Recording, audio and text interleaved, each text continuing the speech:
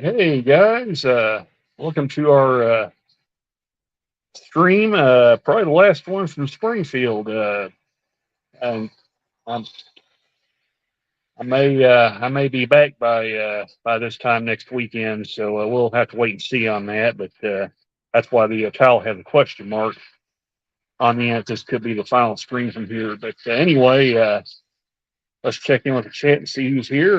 Hello, Floyd Robbins. Welcome to the stream. Appreciate you stopping by. So yeah, we'll just hang out, run some trains for a little while. Um, Probably won't be able to stream as long as I have the past few streams because after we do this, and we'll have already streamed later on tonight. Hey, Hot Dog Pilot Andy, welcome. And JD, Grandpa Royals, welcome. So yeah, we'll just hang out for a little while, run some trains.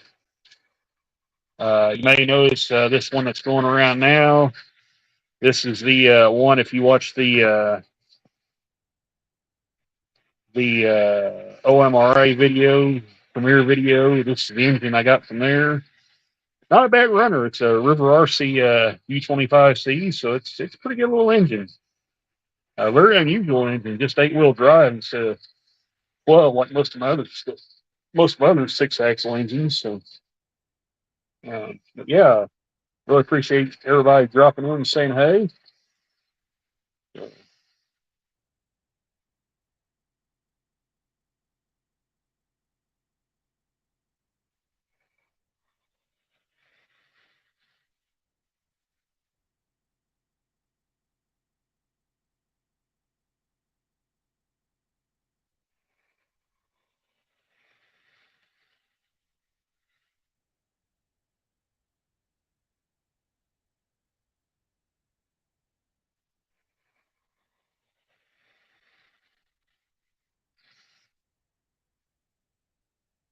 So yeah, a lot of interesting stuff. Quite a week this past week with Amherst and all that going on, all the announcements.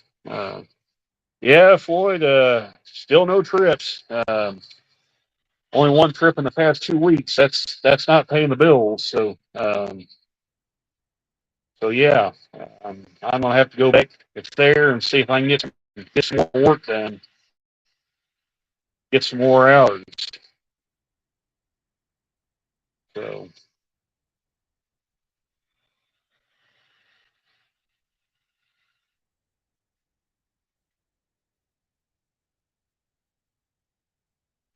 yeah, it is what it is. In the back of my mind, I kind of figured this is how it was going to end up, but um, yeah. Oh well, go back. They say it's busier there now, so I guess we'll see how things goes there. So,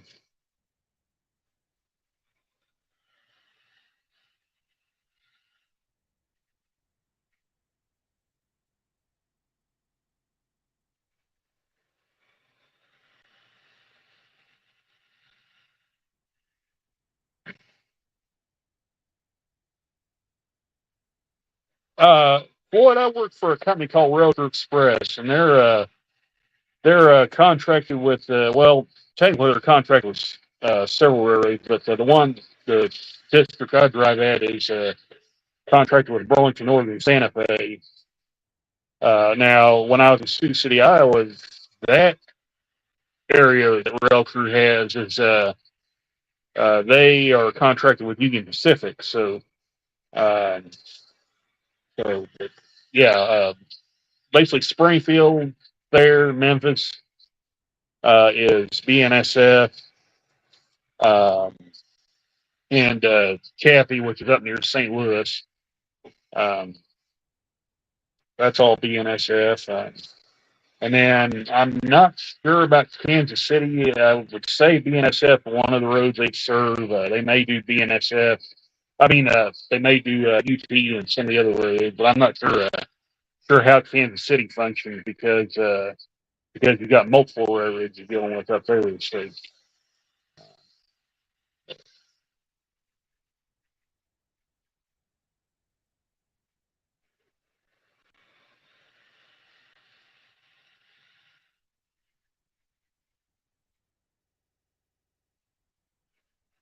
So, yeah, it's a pretty good job. I mean, if it's gets good and steady, we can get probably good 40 hours a week. It's a really good job. What aggravates me is the railroad kind of likes to play fast and loose with the way they do things. So makes it kind of difficult to keep a good steady work pace. Uh,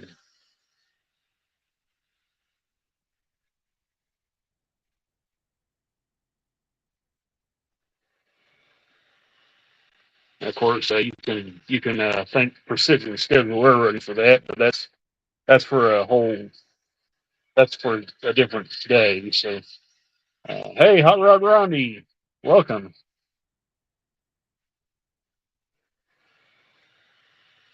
So, but anyway, just kind of for those coming in, the engine that's running on the track today is the one I picked up at the OMRA show last Saturday, as well as the McLeod River boxcar.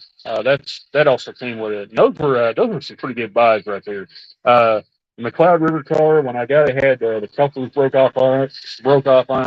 Not a problem there. Had extra 680 couplers I threw on it, and some KD wheels, and it rolled really nicely. So, um,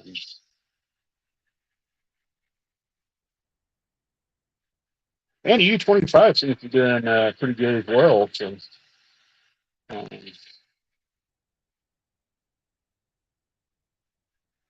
yeah, everything seems to be on the up and up at this locomotive. So, I like what I'm seeing out of it.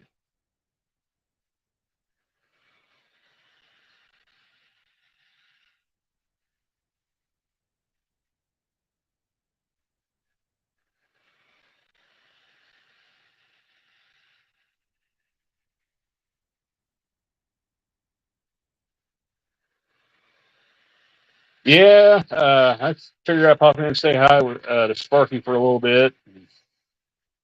Uh, See what was going on. I kind of jumped in there at the tail end. Uh, it was good show.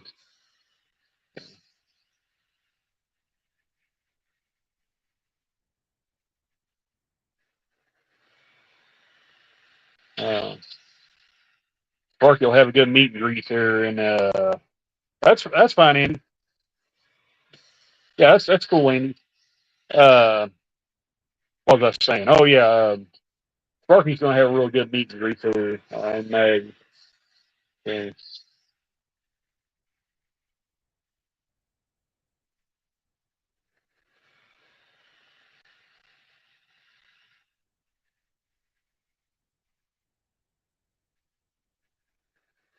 now, if you don't know what the road name, if you didn't watch the video, if you don't know what the road name is on this engine, it's the Dry Gulch and Western. Um, and if you watched Anthony Dodge's channel, particularly his Matt Clark series, I thought that was just too perfect of a locomotive to pass up. Like there's even though like now I don't know if this is a real railroad, if this is a freelance railroad that the original owner did with this, because there was actually three of those engines there. There's this engine, a switcher engine, and a GP7 or GP9. I think GP9. I think they had down in the brakes on it,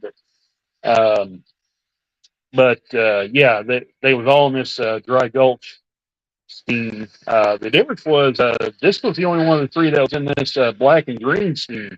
The other ones were kind of in a dark blue and red. Um, so I thought that was a pretty neat deal. So,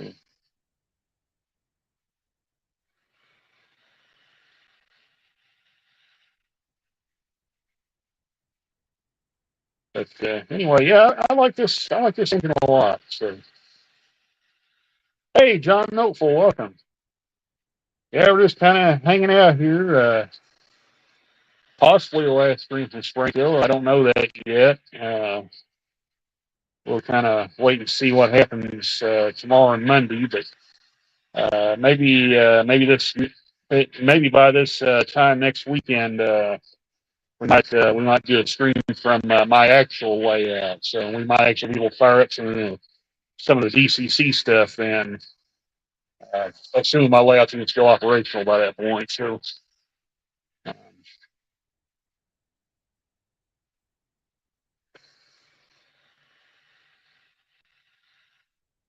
and then in March we'll have the Home and Garden Show.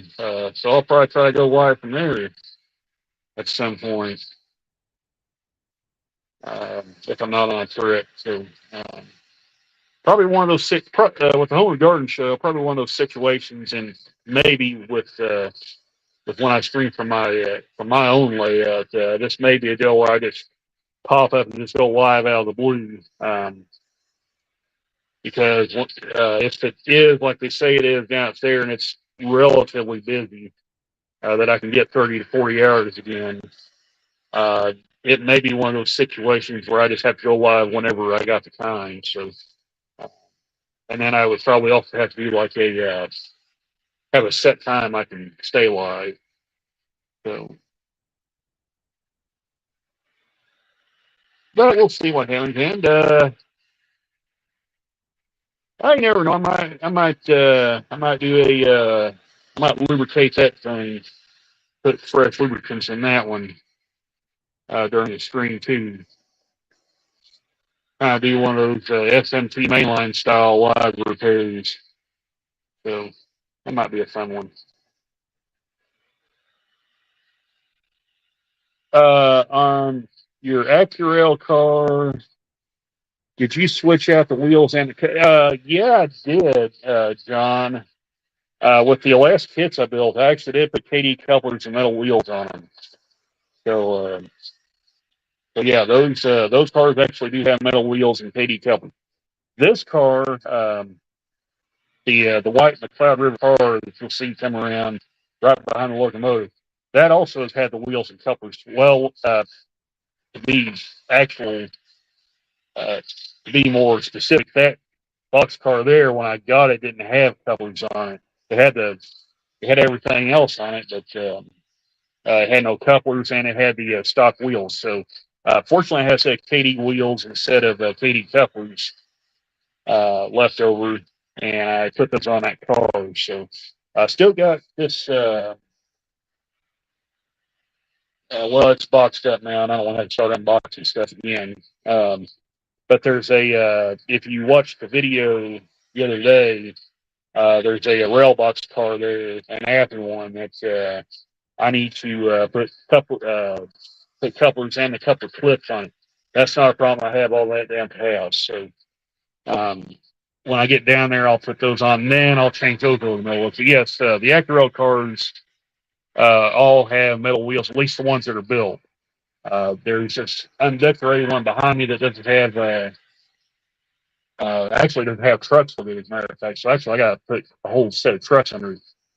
Um, I actually dug through it the other day, and I found out it doesn't even have it has the wheel sets, and it only has one truck side frame. But I'm just gonna stick a whole new set of trucks under it and go that route. So, and before the stream ends, well, we might throw the Santa Fe unit on there and run it one last time. Hey, Dwight Curley, welcome. So, um, yeah, John, yeah, I did swap out the couplers and the wheels because Acura kits. If for those that's not familiar with them, anybody watching that's not familiar with them, the Acura kits come with plastic wheels, and they also come with Accumate couplers. And I'll grab it. So there you go. Put that in one house.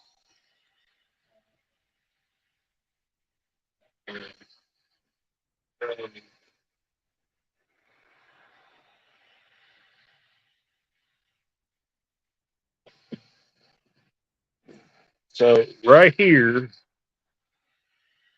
is the Accumate couplers as they come with the kits before they're even assembled. So there are two-piece couplers. Now, if I remember correctly, this is going to be your bottom piece, and this is going to be your top. So, and then you have a trip pin. It's got a little slot for the trip pin to go in. But yeah, these are not good couplers. I would not recommend using these at all. Uh, e- Even if if you have a choice to change them out, I would not recommend using those. Um, if you don't have a choice and that's all you got, then yeah, you could get away with it for a while. But what happens is, if you have something like a brake hose that hangs down off of a car, and like on this track here, this is 18-inch curve, so you'll have this wide swing out.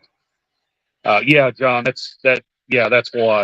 But anyway, as I was saying, you'll have this wide swing out, and if your grip pins catch on the air hose or a low-hanging detail, it's going to open that coupler up, and then it will uncouple. So, yeah, those are not my favorite couplers to deal with.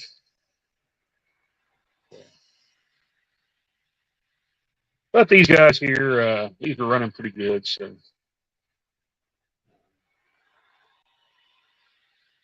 and this guy's hanging in there pretty good. So, I like what I'm seeing.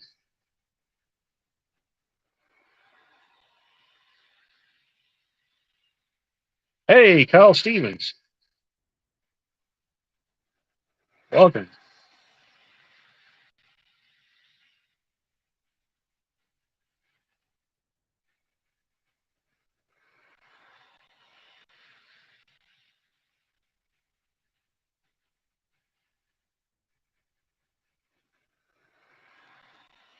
So, and by the way, for anyone that's seen the title, just so nobody gets the wrong idea, no, I'm not going to quit streaming. I'm just I put that in the title because this may or may not be the last time I stream from Springfield. So, uh, so maybe by this time next weekend, I may be on my home layout. We'll see what happens. Like you know, because I'll still have some work to do when I get home. But anyway, John Noteful says I cut the trip pins off of the KDs. I didn't know any better at the time. Now I have to replace all those. Well, John, I actually cut the trip pins off mine too, uh, because uh, the way some of these HO scale locomotives are, they couple so close together, and with all the details they've got now, I didn't want the trip pins to be doing damage to the details. And I don't use magnetic uncouplers. Um, I'm a little unorthodox. I don't do a lot of stuff a lot of people does with their layouts. Um, and I just didn't see the need of them being on there, so I just cut mine off. So, um, so yeah, yeah, as long as the couplers are still working good, John, I wouldn't worry about replacing them. Like I said, uh, if they were like these, then yeah, I would say yeah, you probably need to replace these. But cutting the trip pins off ain't a big deal. Yeah, the engine's running good, Kyle. I figure when I get back home, I'll take this guy apart, put fresh lubricants in it, um, and see what happens. And welcome back, Andy. So, I too can, Dwight. Dwight, Andy, is there a story behind that? You have me very intrigued now. Yeah, John. As long as the couplers still function fine, they still couple good. I wouldn't worry about changing. Um, uh, Now, if you're going to use like magnetic uncouplers or stuff like that, then yeah, you probably need some with a trip pin on. But uh, really, really, as long as they function good, I wouldn't even worry about changing them. If it was me, now you guys do whatever you want, but I always cut the trip pins off of most of my cars, not all of them, but most of them. So,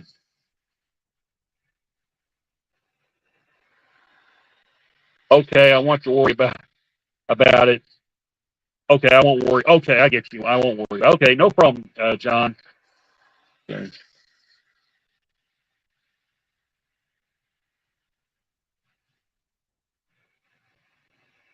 I got mixed up with the tuna gang. Oh boy.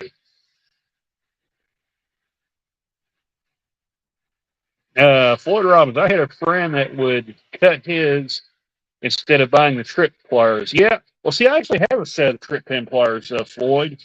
Um, but like I said, uh, when I would adjust them, it would actually fix them hitting the ties and the switches or any switches on the club layout. The problem was, like I was telling John a little bit ago, uh, it started rubbing on the pilots of the locomotive, and especially on the soap clouds. If you run the engine in reverse of its normal direction, um, and I just didn't want it scratching up and beating up the front clouds and the pilots of my locomotive and possibly breaking details off. So I just said, the heck with it. I don't use magnetic uncouplers, so I just chop mine off. So, okay, you don't plan to use uncoupling, magnetic uncouplers. Okay, yeah, then you're all good, John. So, oh yeah, I've done that too.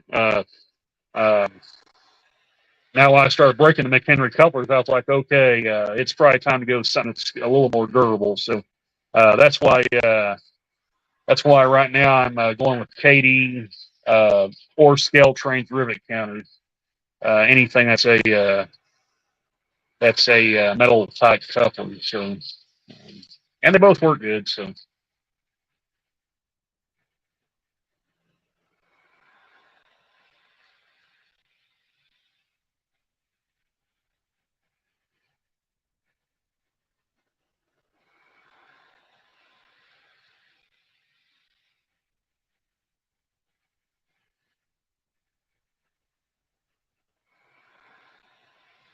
and like I said, probably before I close stream, I'll probably get that Santa Fe engine run it one last time before we probably before we box it up for its trip back to Taylor. So I'll admit it'll be nice to kind of get back home and uh, kind of start pilling around down here.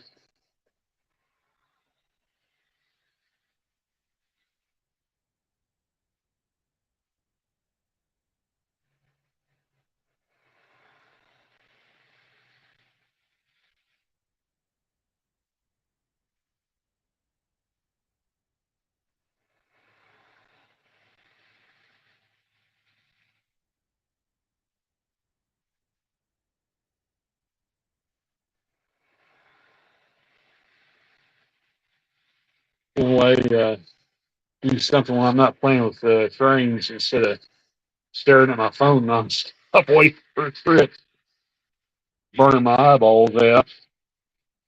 So, okay, Kyle says can't say anything on scale trains couplers. Have to wait for my GP30s to come in. Now they push the rebel data. Yeah, I'll say this, Kyle. Now this is just me saying this. I'm not going to speak for everybody, but I have not had any issues with the scale trains over counter couplers. Um, they've always performed well under pressure, um, and they've held up pretty good. So I'm not gonna complain about them too much. As the old saying goes, if it ain't broke, don't fix it. So, and hello, hello, Andy Dobson. Excuse me. Welcome to the stream. Uh,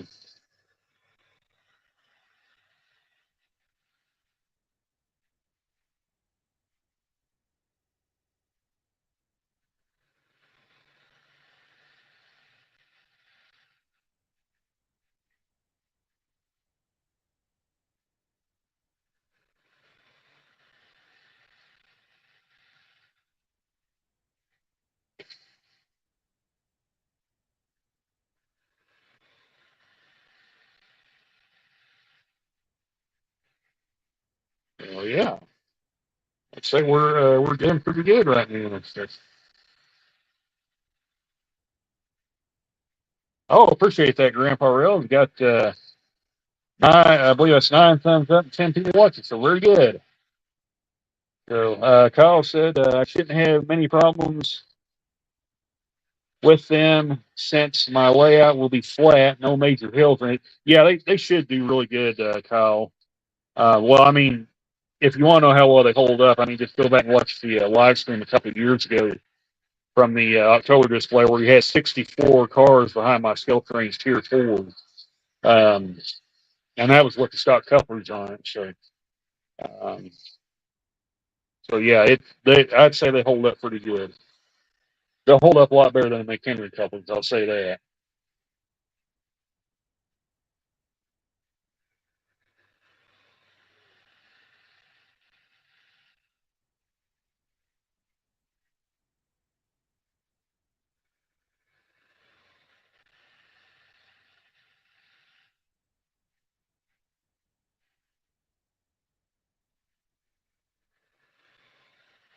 Yeah. I don't remember which one because I actually did a couple streams from that display, um, and I would look, but it'll throw me out of the stream if I do that. So, um, but yeah, it'll be the one from I believe 2022, Kyle, the October display. So it won't be the most recent one. It'll be the one before that. So, um,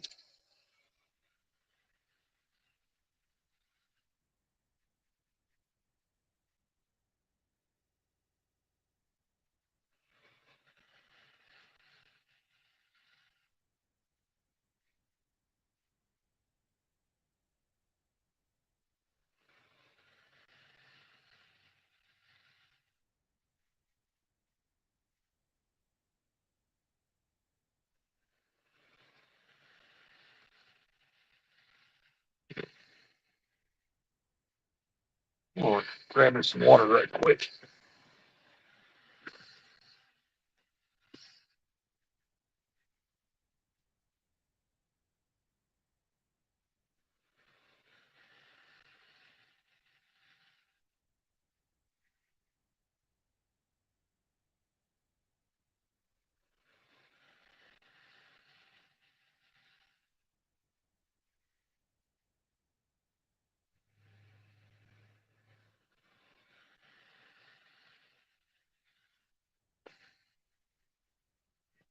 Okay.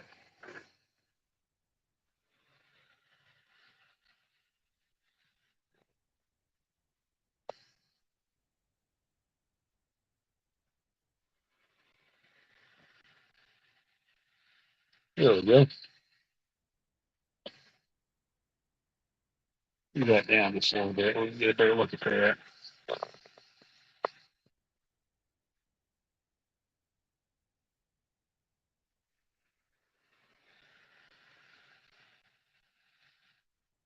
So anyway, like I said, we're just kind of hanging out here. For anybody that's just joining us, we're hanging out here, just running some trains, kind of chatting a little bit.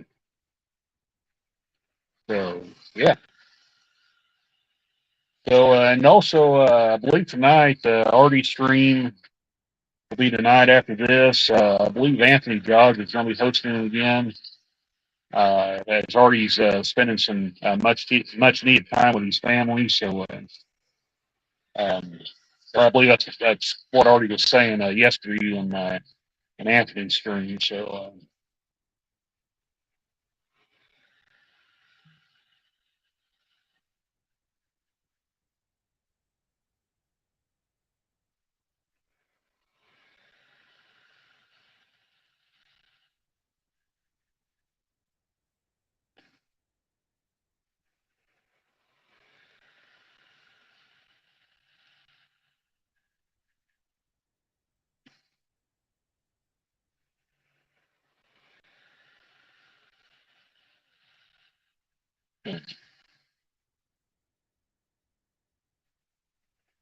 and also when I come back to my home layout, that means we'll have two trains instead of one just running. So That'll be twice the kind. Yeah. Yeah.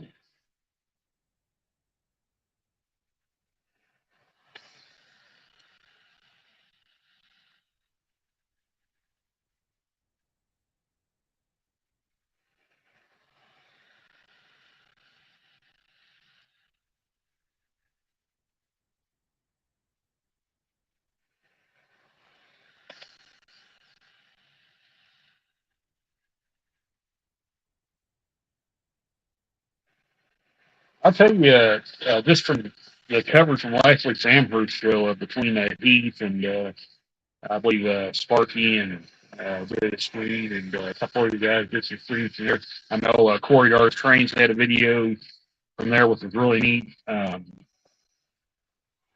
Some of the announcements that and so I know Ray Ron was on his stream last night was talking about this. Some of the announcements from the show last week. Um, I like the scale trains GP40 that they announced. I like the potential that unit has. I like the Intermountain GP16 that's coming out. Um, that was a pretty cool announcement. Aurora Ventures has their next locomotive out or coming out, which will be the SD50F. I know James Dalton's in the background listening. I know he's probably pretty excited about that one. A trackside Mike as well. Uh, and once again, the SD50F, like the SD60F that I reviewed a while back, that locomotive will also have spinning fans on it. So that's going to be pretty cool. It looks like they may have even uh, made some adjustments on those fans too. I noticed these spun a lot faster than the ones on the 60. They look pretty cool. Let's see.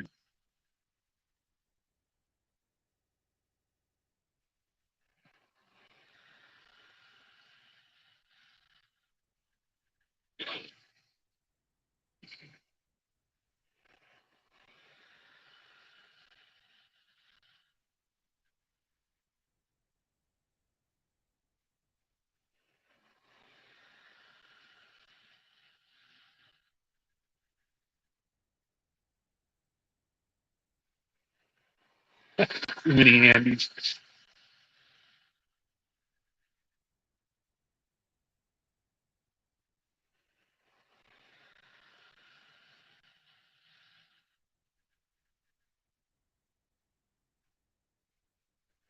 Okay, John says, I can tell you what an engine is just by looking at it. It's an Atherton Blue Box. That's all I know. I throw the box away. Um, here's how I'll say this, John. If you're collecting the engine, the Blue Box stuff, I used to do that. I quit doing it now. Mainly because I found out they can be really nice to store parts in, and B, the artwork's just so dang cool on them. Uh, as after Blue Box stuff, I I I really started gaining respect for the artwork that they put on those. Um, so um, yeah, I've actually started keeping the boxes as of late because I've actually found new uses for them. Believe it or not. Um, Now, like I said, that's up to you.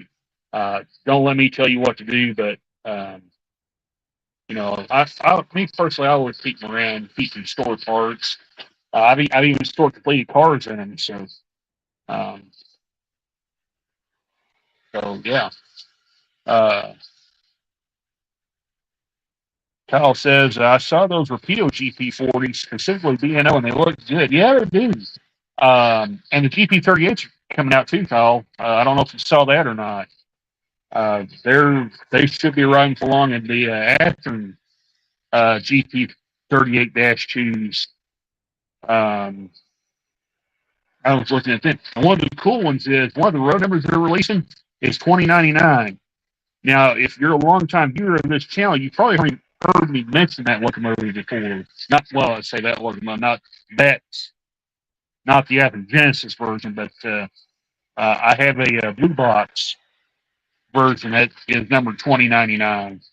Um, and before things went south, the plan was to get the Genesis 2099 and just have the two of them sitting there side by side when I reviewed them. Uh, that may or may not still happen. It depends on A, if the job situation takes uh,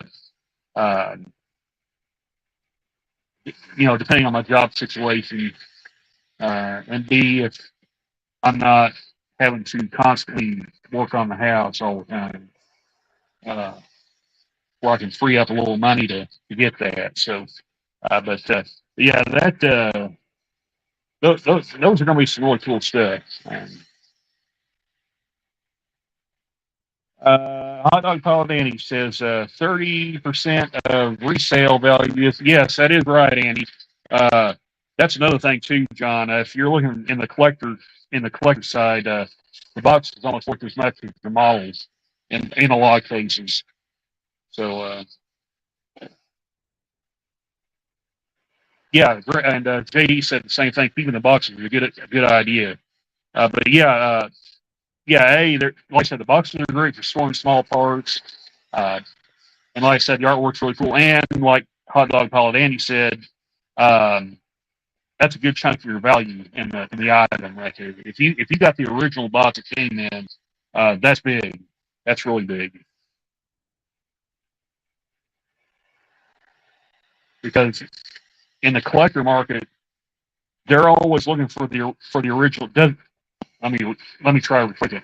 In the collector market, they're always trying to look and see if it has the original box with it. So um, and if it's got the original box, then the value just goes up that much more. So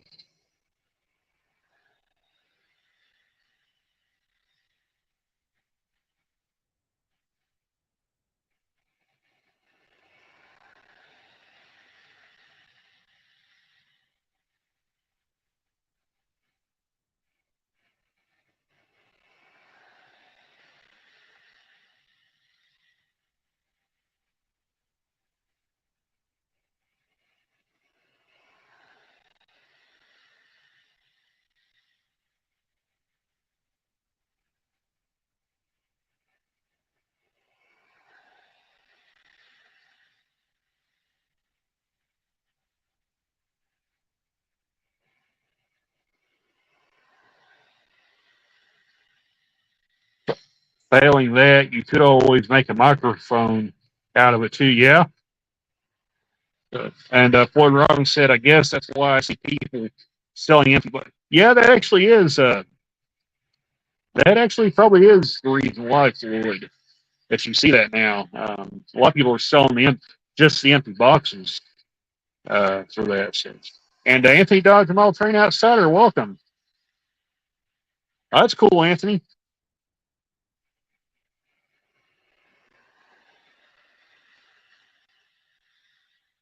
Oh yeah, John, I feel the same way. Um, there's stuff now that there's stuff I know now that I wish I knew then.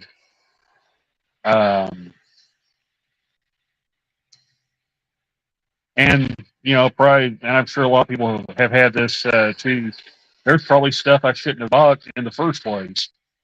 Um, I know I've got locomotives and freight cars, and looking back, I was like, yeah, I probably should have never bought them, but I did. They were cool at the time. They still are cool. I'm not saying I don't like them, uh, but looking back, I was probably like, yeah, I probably should have waited.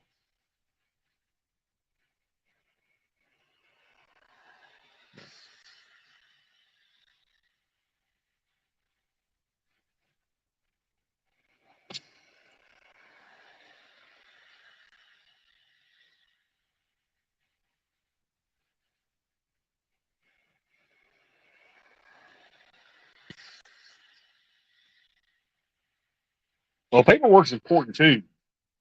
Now, if you got the instructions and the paperwork on that, that's important too.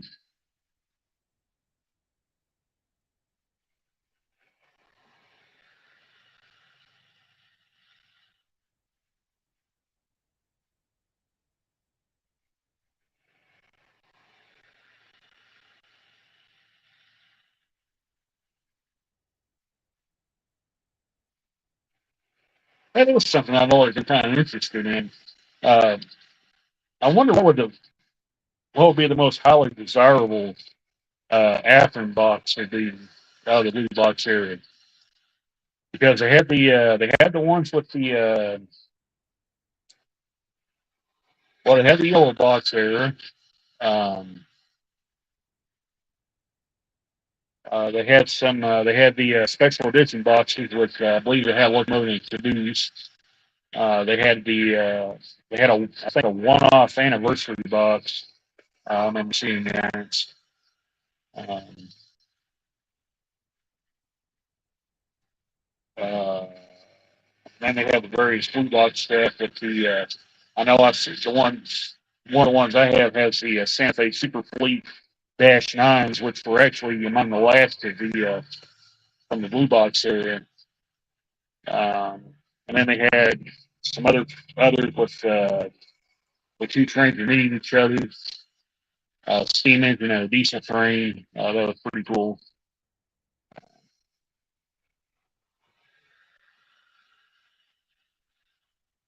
Uh, Hot Dog Pilot Andy, if that has happened, I did not hear anything about it.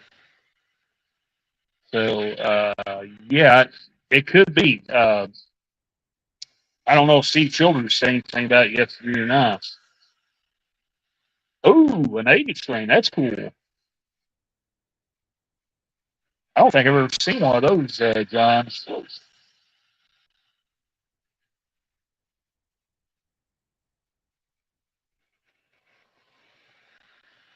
Okay, Anthony Doug says, early on, I did not take care of these little bag of spare parts and threw them all together. Still have them all, just not sure what goes with which ones. Now I keep all the boxes. Yeah.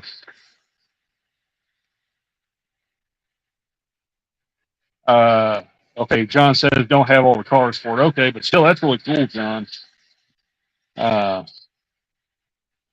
yeah, that's something. That's something I've actually not seen. Uh,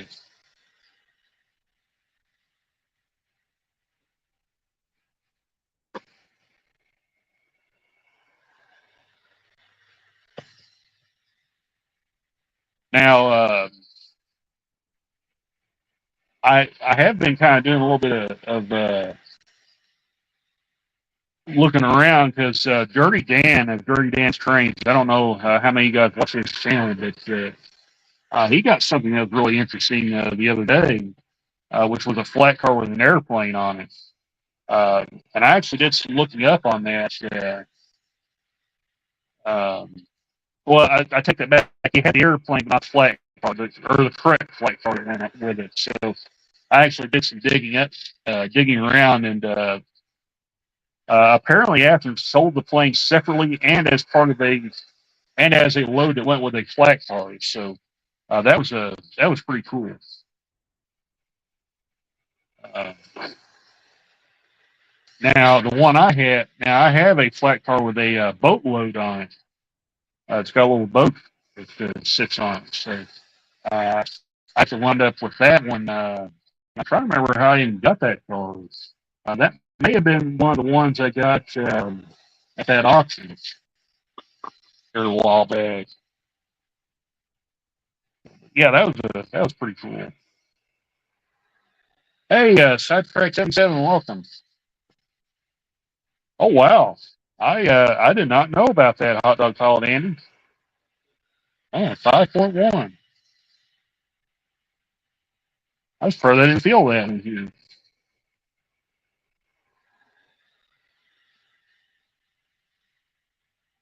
Okay, Sidetrack says that is the number one thing that drives me nuts is buying secondhand and not getting the detail parts, paperwork, or original box. Yeah,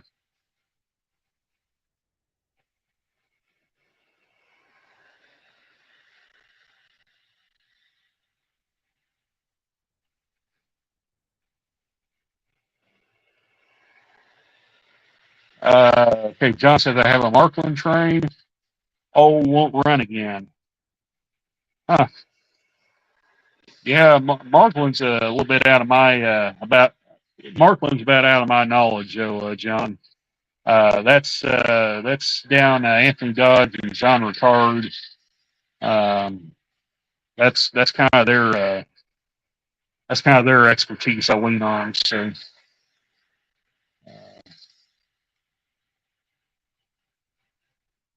I think more so with if it's the old Markland stuff, I think that's more. And Anthony could probably correct me if I'm wrong on this, but I think that's more of John Ricard's expertise. He's kind of he's on the with the older Markman stuff. So, oh, okay, all right. I appreciate you mentioning that, Andy. Dang, that'll give you a little bit of a wake up call.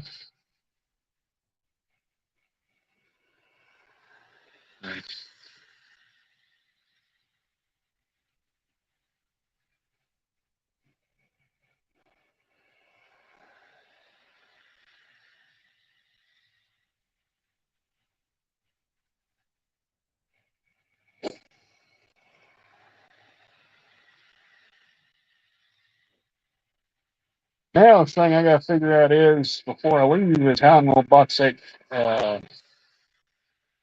box both this engine and this box car up, since neither one of them had a box.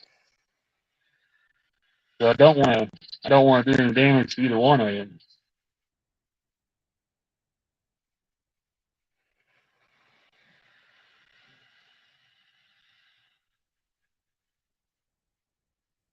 It did. It was in the middle of the night, apparently. Oh wow. Okay.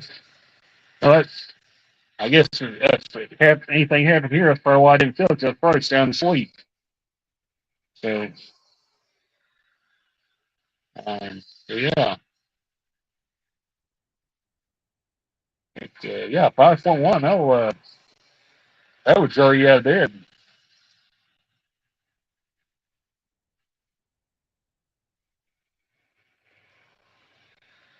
You know, if you was right there where it's at its max.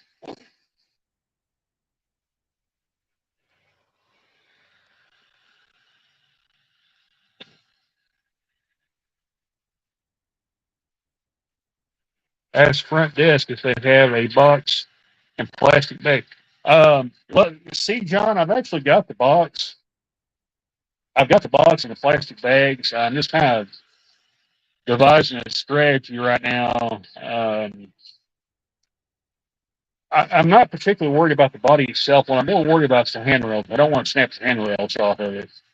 Um, so, and these old roundhouse cars stuff, these things can take an incredible beating. So, I could probably just wrap them up in a bag and lay them one of these boxes here, and it'd be good. But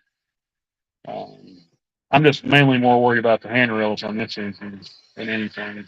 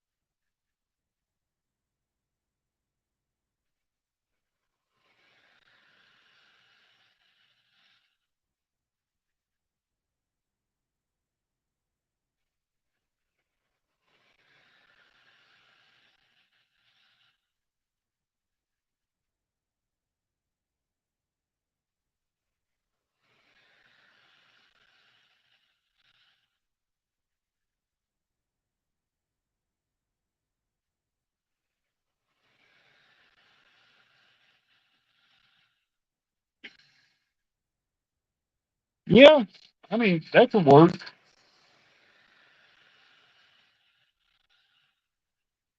That could definitely work. course, I've got some little foam inserts came from my Atlas cars too. I may kind of line some of the walkways with it and see if that kind of does the trick.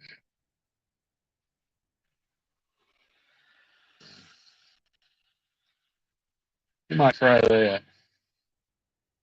See what happens.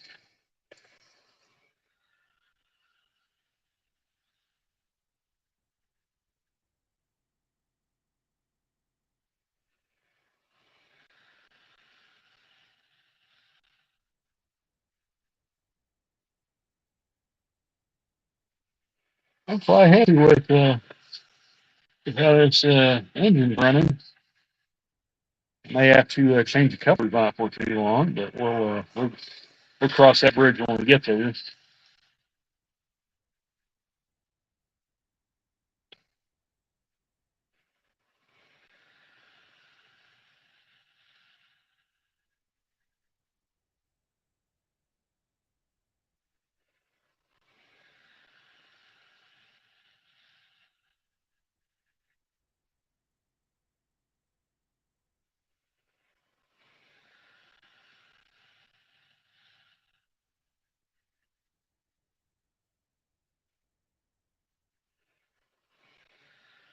I should have an extra set of long shank couplers down at the house. Stick on that thing on this forking edge.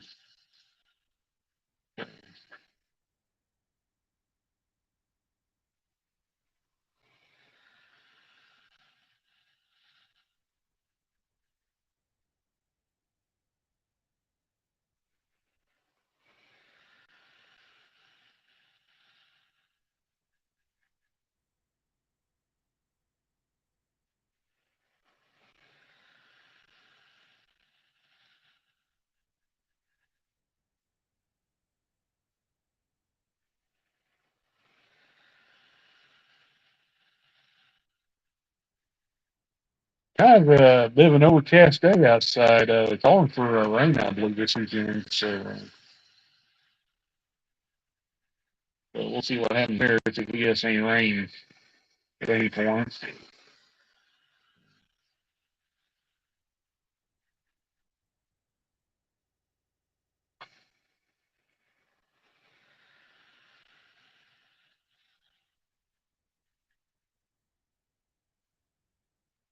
Figured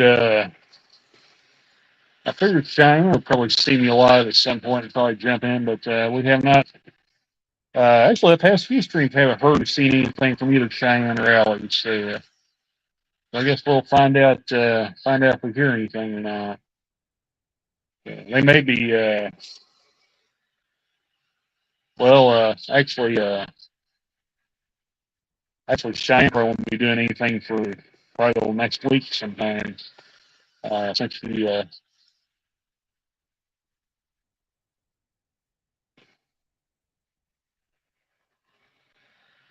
she had to have her attendance took out, so. Uh,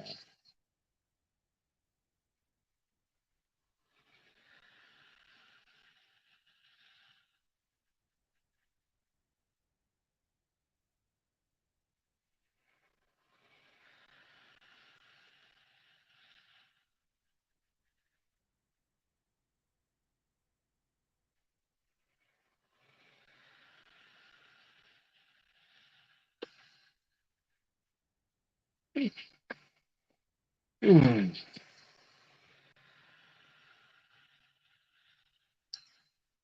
hopefully not. Sleep a little better.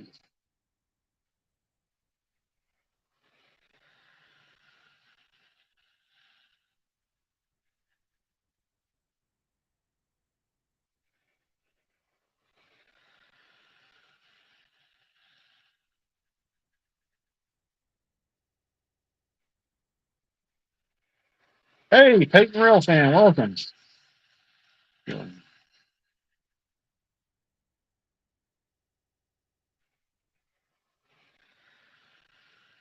Anyway, well, I'll tell you what, we're about an hour in, so I think I'll go ahead and stick the link in and see if anybody wants to jump on for a little bit.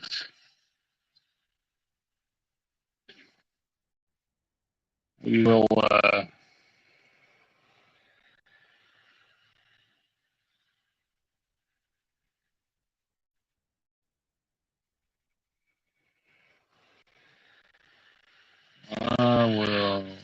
post comments.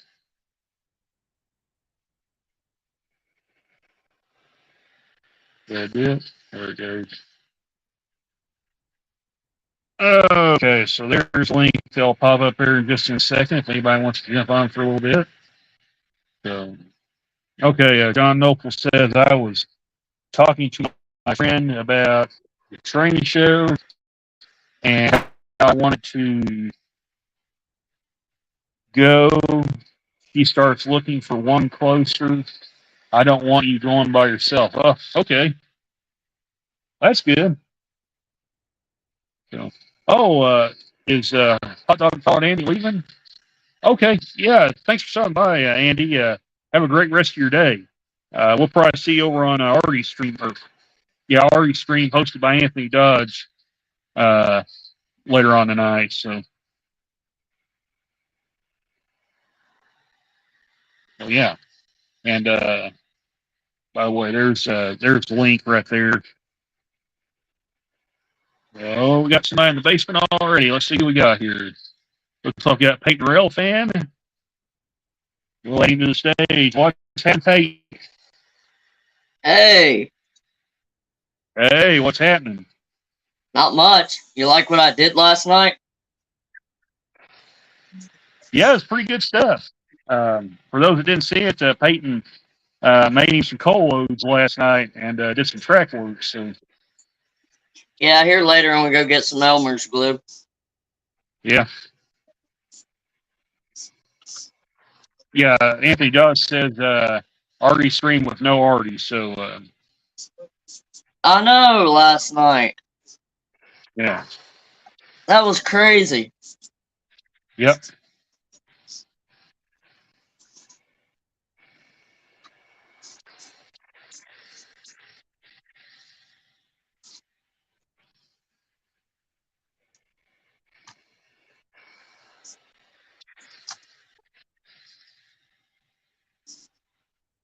Okay. Oh, I thought the coal loads looked just fine, Peyton. Like I was telling you in the chat last night, that's pretty close to what I see here. So how they're loaded. So Yeah. I just wanted them perfect in the center. yeah. Well, I mean, the real ones aren't going to be perfect in the center anyway. So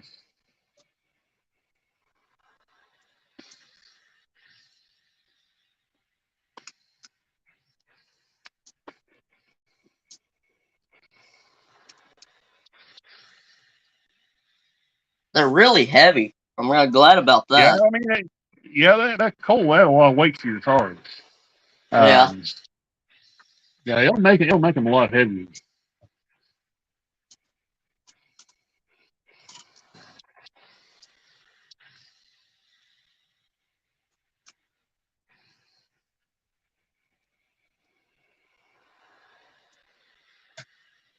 Hey, by the way, Anthony, if you're whenever you get a chance,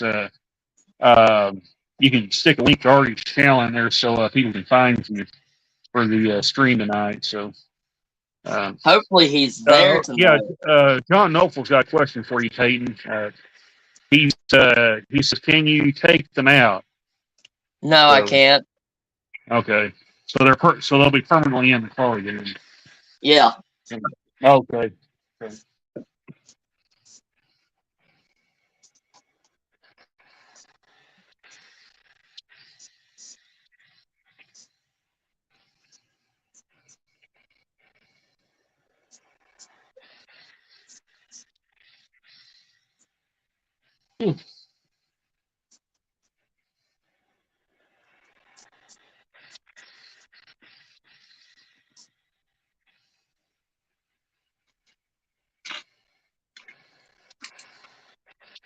Well, I hope by this time next weekend, unless the switch gets flipped and selling starts getting busy at I'll be back home on my way out. So we'll have to wait and see how things goes. That's good.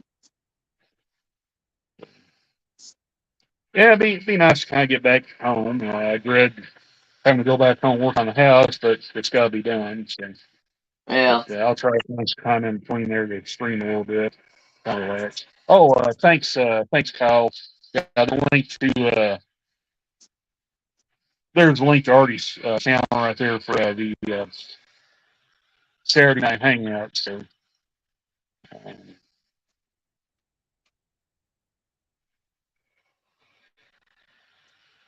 yeah, let's see if I can pin that.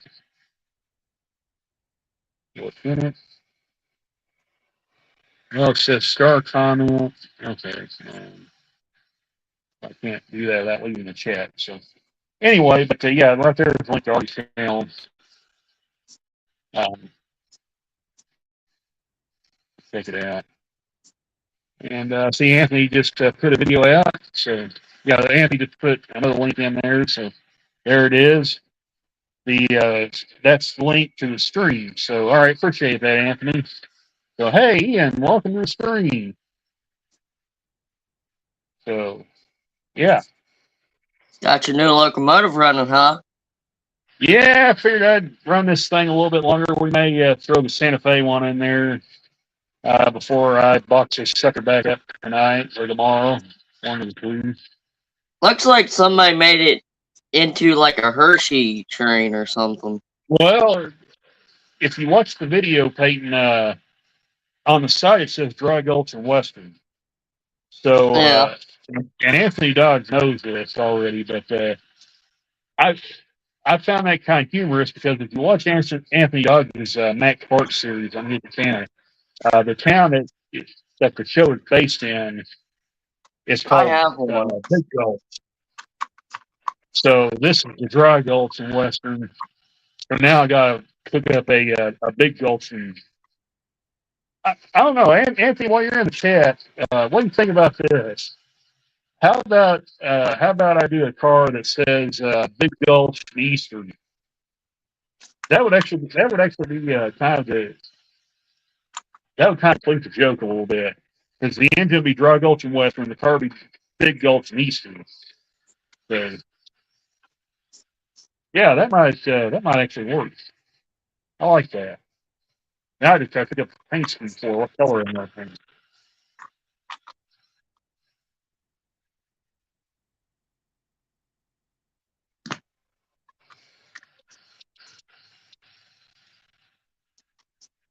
Yeah, I think I think we're getting on to something, Anthony.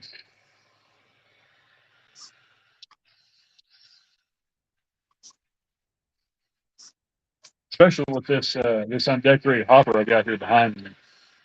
That might be something that yeah we might have to do something about that. Uh,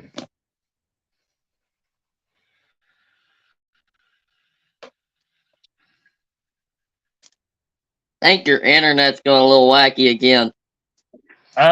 it may be not running on the internet. Nope, it's not. Yeah, it is. It says it is. I thought it wouldn't for a minute, but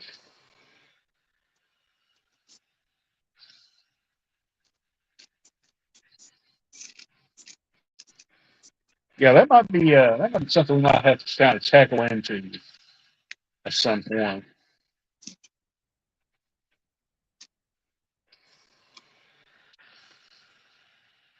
Oh.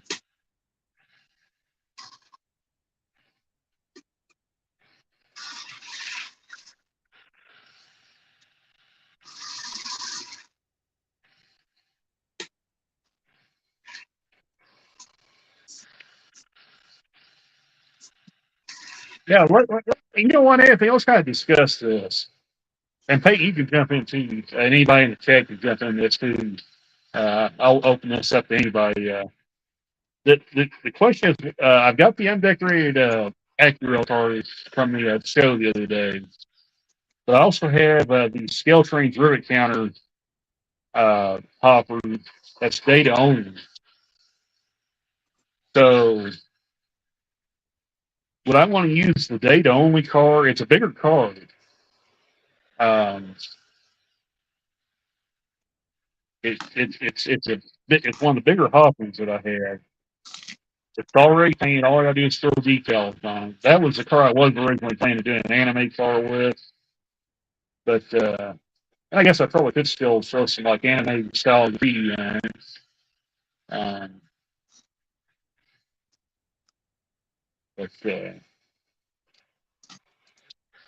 yeah, I mean it's already painted up. All I'd have to do is throw the decals on it. But we want to do like an anniversary type card. I'm trying to think of some ideas here.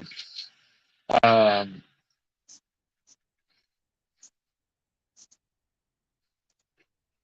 again, there's so many possibilities we could do with this. We could go with this. Oh So yeah. we got the name. I think we got the name down pat. Um, I think this will be a big Gulch and Eastern card because since this locomotive is the Dry Gulch and Western, the flip side of that you need the Eastern card. So um, to kind of link the two. Um, so I think we got the name down pat with the dry. Well, I keep on it. I keep confusing the names for this engine. We got the big Gulch and Eastern card that we're planning. Um, Daggum, do I want to use the scale trains card for that, or do I want to use this undecorated card? Because then it's unlimited potential. Um, you can paint whatever color you want. I mean, we could get really crazy with this thing. The Yeah, you downside, could. yep, yeah, the downside of the scale trains card, the one I'm talking about, is you're pretty much locked into the color that's painted, which is just kind of grayish colors. With, uh, and you would have the black letters and stuff. So it wouldn't be nearly as flashy if we had just a complete blank canvas to work with. So yeah, I think if I think we're going to do this, we need to do this with like an undecorated card, a completely undecorated one, and just start with a blank canvas. Um, like I said, I could cheapen my way at it and cheat the way at it and just do the skeleton card, and just throw some decals on it and call it good. But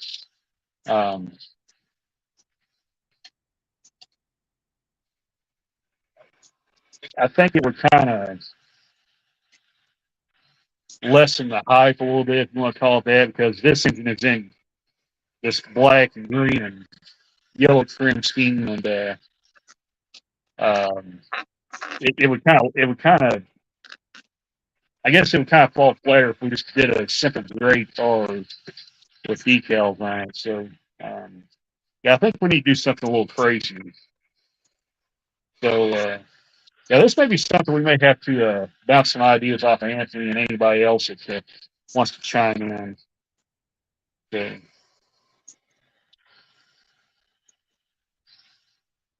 okay, and yeah, that is a different engine than I normally run. That's the one from the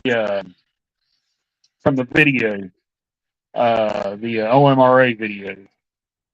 So yeah, it's running now. When I get back home, I will have to kind of service that one. I think it is going to need some fresh lubricants in it. So, and I'll probably change the couplers out too. They plastic. Yeah, they're plastic couplers. That's what I thought. I'm kind of surprised it does have enough couplers on it, being that old of an engine, or it appears it's Yeah. an old engine. So, um,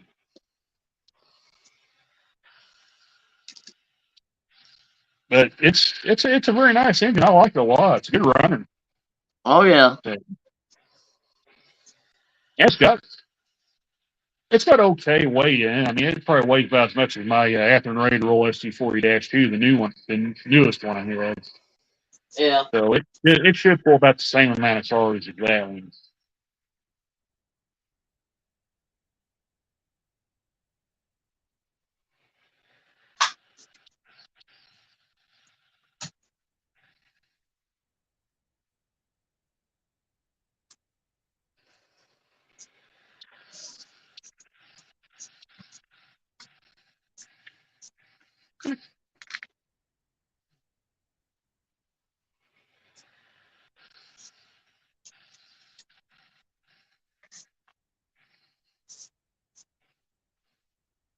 Why it's that good too?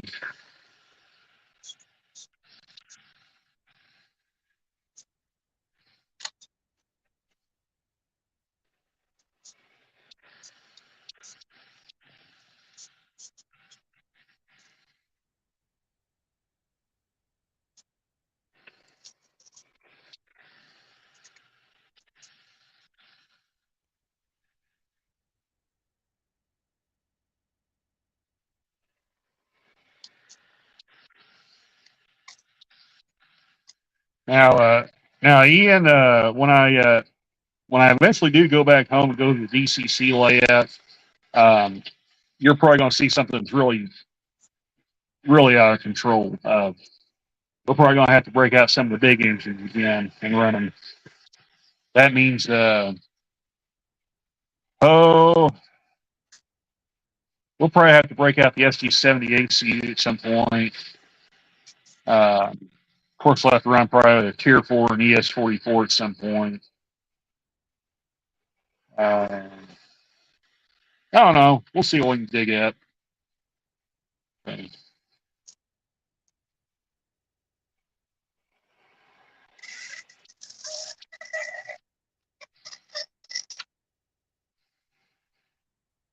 Oh, let's see what Peyton's got pulled up there. Yeah, it's still wanting to derail. I don't like the idea of this locomotive. Wish there was something else I could do with it, but there's nothing else I Yeah. could figure out with it. Did you ever decide if it was a gear or a wheel set or what? There was this gear that kept going back and forth, but Okay, yeah, that's. I fixed that. See, Put I've a new got gear a. in and everything. I did Let's see. everything I could do with it. Oh yeah, the Boston singles are cool, Kyle. Yeah, Kyle's actually got a set of has actually got a few bicentennial engines. He's got the Santa Fe War Bonnet ones, or Oh, the Santa cool. Fe bicentennial engines. So those are really cool. Oh yeah. Like, oh, whoopsie. Hey Peyton. Like right over here, it wants to just continuous derail. Yeah, Right there, and that wants to stop. yeah. That that would either signify that's an actual problem, and it's a shame Bachman doesn't make those things like Athearn does, where you can just slide it, where you can just put Athearn uh, geared axles in it. The Pro 2000 stuff you actually can. Really? At least, yeah, at least most of them. Not all of them, but most of them you can. Uh, Yeah. the E units that I have, or the E unit, because the other one's actually Arden's that I got shipped to when I get back home. But um, the Pro 2000 E8s are like that. Most of the Jeeps are like, probably all the Jeeps are like that. Um, the only one I know for sure isn't like that are the Erie builds. Wow. And the reason I say that, and anybody that hasn't can probably back me up on this, when you take them apart, the gears in the Erie built, the Pro 1000 Erie builds, are actually offset to one side. That's the only Pro engine I've ever seen that's like that. And it's virtually impossible to find parts for them. In fact, for me, I can't even find parts for it because the B unit actually has a bad gear. The other one's just fine, but I do not know what is wrong with that B unit. It ran fine for about the first couple months I had it, and then it just decided to act up, and it's never been right since. I took it apart, cleaned it, oiled it, still did the same thing. Changed Wow. the gear, changed the orientation of the gears around. I don't know what in the world was wrong with the things. But it's in that front truck. The other truck is fine. But it's in one of the trucks. It's like that. binds up and won't run. Yeah, that's the same problem with me. Just one truck and then that's it. Kyle says I got three. He's got three: 5700, 5703, and 5704. So those are the three Santa Fe bicentennial engines, and those are really nice. Yeah, I bet. I like the fact too they're doing the Western Pacific bicentennial engine. Skeleton is doing that. So that's a pretty cool one. Yep, just that front truck.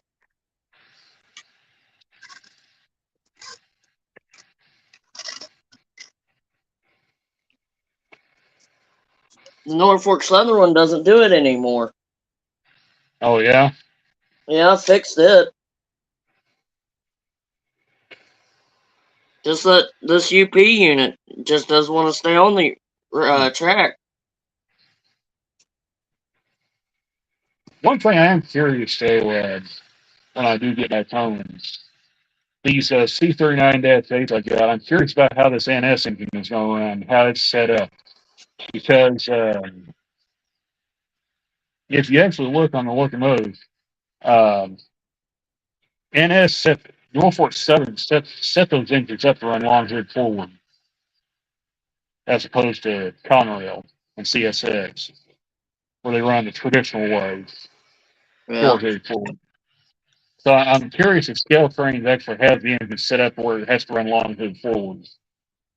I don't That, know. that'll be interesting. Kyle Stevens says WP, I believe, had a matching SP bicentennial units. I might buy. Oh yeah, I forgot about that, Kyle. They do have that. The Athearn actually offered the bicentennial SC45T-2 for off and on for the last few years, for several years, and they also had a matching producer one with it. That was really cool. I really like that producer that came with the engine, or I say came with the engine that they offered electric locomotives. So I always thought that was a really cool one.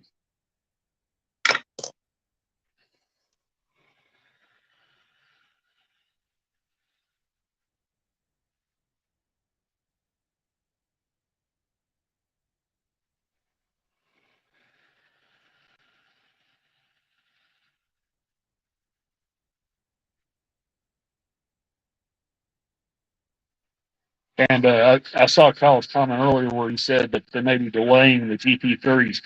Generally, when I see that they're delaying something, that's actually a relief for me because now I don't have to crunch as bad for time to try to save as much money as humanly possible. Um, Usually, when they delay stuff, I'm like, okay, now I've got more time if as long as I don't do things stupid and to play with. So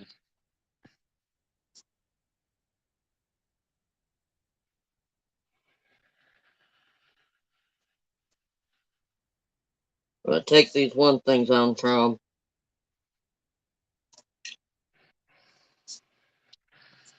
that metal gear. That's the only thing I can think. yeah.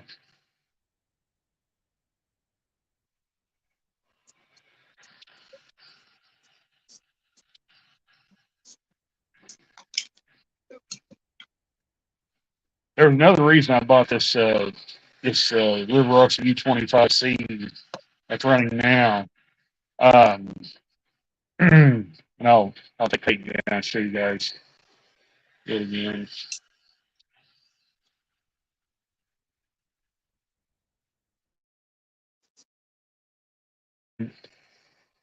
Didn't mean to mute myself. Again, okay.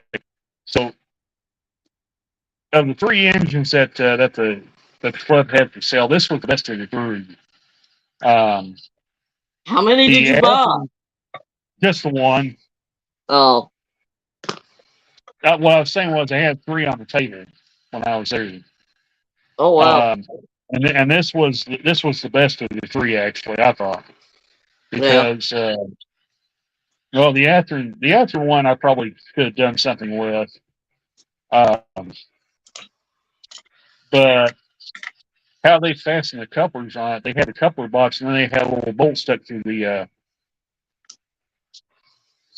end of the frame there to hold the coupling place with a nut on the bottom of it. So I wasn't real enthused about that because it was going to have couplings on it.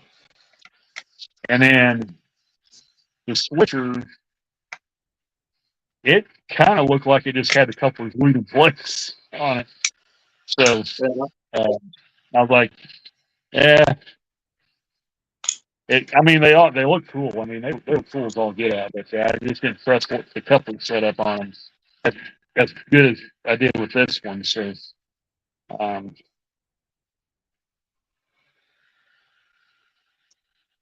I was like, so when they made that deal, I was like, yeah, I'll go ahead and take it because I got that hopper with it.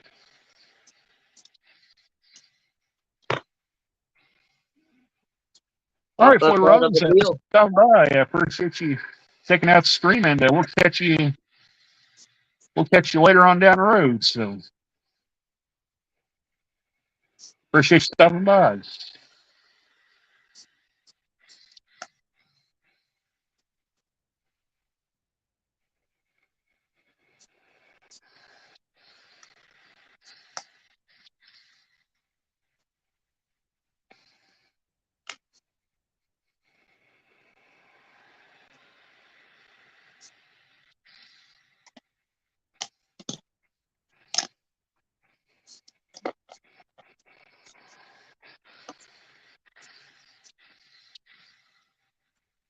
I tried to fix that one hopper I damaged here quite a while Yeah. back, a couple weeks ago, and I didn't help the situation, so I just fixed it back as best I could and left it alone. So I think as long as it runs in a train, nobody will ever notice it. So Oh yeah. uh, if it's sitting like on a side track somewhere by itself, then yeah, it'll be pretty noticeable. But Yeah. I hate it. I should have never put those foam inserts back in that thing. And Rayron actually mentioned that last night. He said that's one thing he hates about that with packaging. He does not like foam inserts in those things Yeah. that they put in there. I know why they do it because um, when the car is being shipped, you don't want to risk it moving around and breaking stuff off that way. But yeah, I should just get started when I took an accident.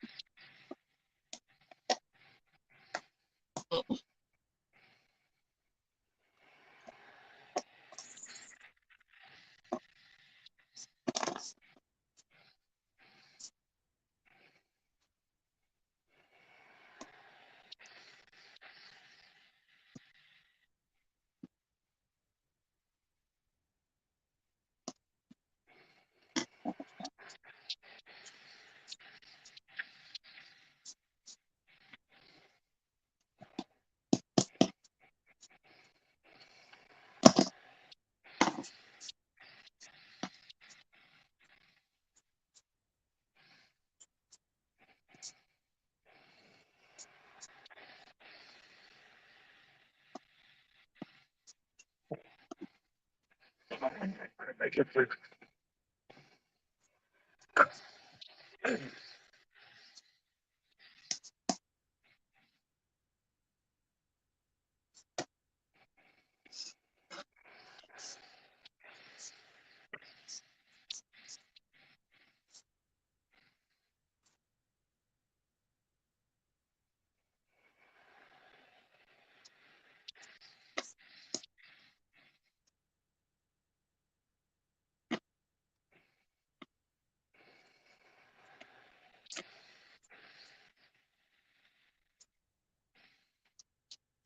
Well, I got it in. Got her in, huh? Yeah, it was a pain, but I got it in. Yeah.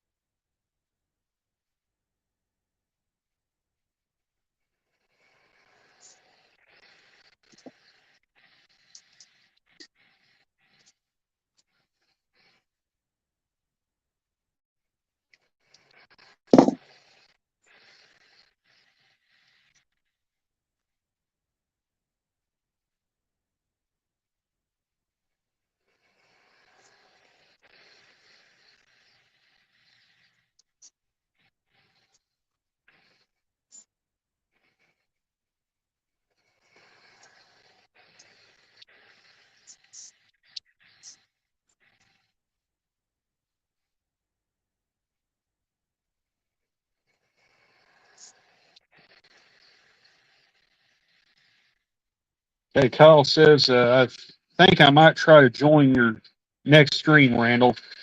Want to see how the service is at my house. All right, that's cool, Kyle. Um, yeah, by all means, I'll just when I do stream again, remind me of that, and I'll put the link in for you. So,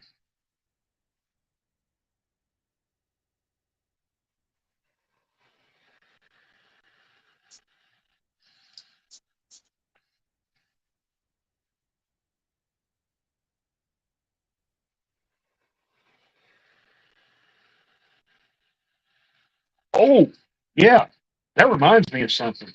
Um, uh, I don't know if you guys saw this or not, but I saw the first photos of the Broadway Limited SD78, the diecast metal one. That thing's really cool looking. Oh wow. Yeah, that thing's gonna be something else. Yeah, I like you're doing the stealth version too, the DCC ready one. that's gonna be awesome. Yeah, where you put your own decoders in this time. You're not just locked into the in-house. So, Anthony says, I am still trying to figure out what to do for Are You Stream tonight. Um, well, I mean, I'll still have this layout down here for tonight, Anthony. I'll probably start putting it back in the box after the stream's over. So if you need somebody to come on, just have some trains run, I can stick the link in. I'll be glad to hop on. Yeah, me too. Yeah, Peyton can hop on too. Um, but yeah, anyway, that Broadway Limited engine, that's gonna be really cool. I think they're doing BNSF. They're doing a couple of the NS Heritage engines. Um, What, are you I packing think up to go home tomorrow, or? well, I want to try to have all my stuff packed up where I do less work the day I get the work. What am I trying to say? I'm trying to do less work, trying to get the work done now where I'll have less stuff to do when I Leave. actually do get sent back. So Yeah. because after I put all this stuff back up, then all I have to do is just load it in the van and take off. Yeah. So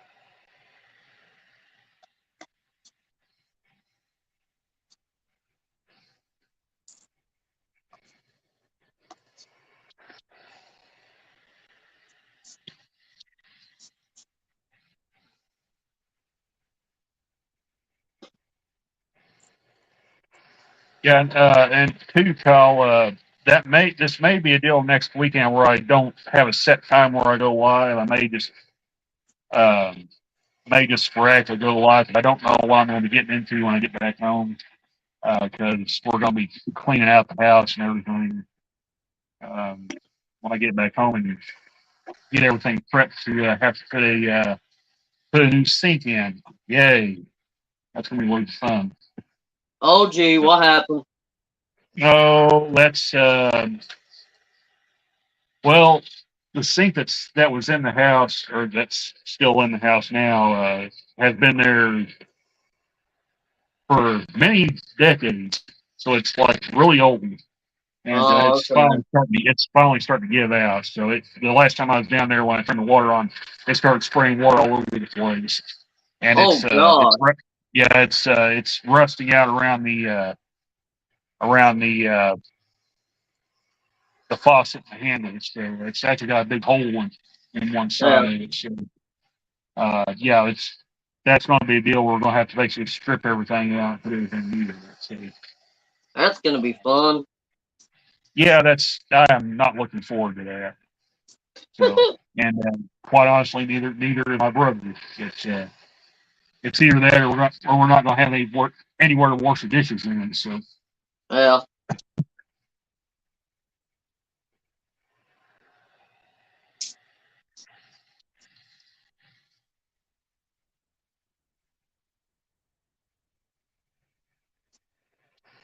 right now, I just hope that's the only thing I'm going to have to wind up doing besides put siding on. yeah. Trying to screw it back on. I'm having a rough time. Trying to find the hole.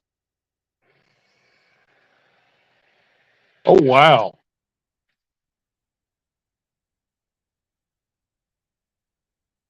working every day of the week, man. I remember when I was going through that. There we go. Yeah, back at the start of last year. This time last year, I was working 7 days a week, and on average, I was working 60 hours a week. So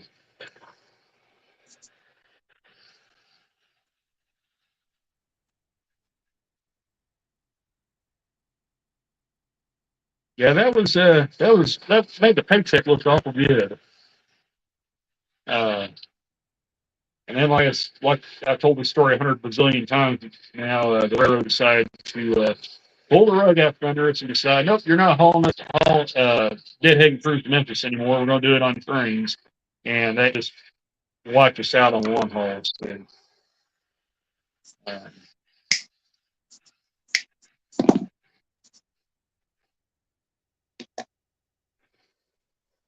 and when that happened, relative took the policy in where there is absolutely no overtime allowed. You're not allowed to work over 40 hours a week. Wow, that's ridiculous. Yeah, and if you go just a little bit over, they get rather unhappy.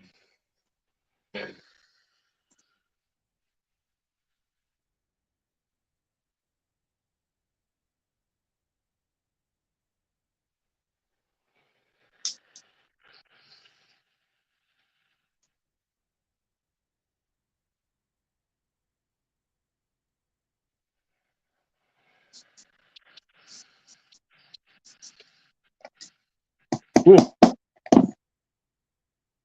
Man, Kyle, you're going to be wore out. I'll tell you.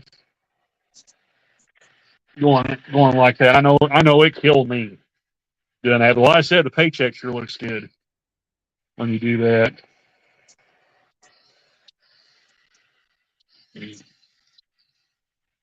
But it does take a toll on you.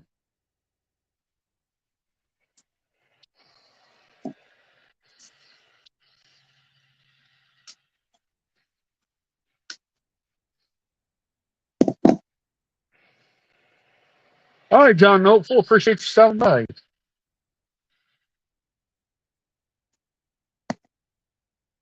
Thanks for checking out stream. Have a good rest of your day. We'll probably see you over on our stream that's hosted by Anthony Dodge tonight. So,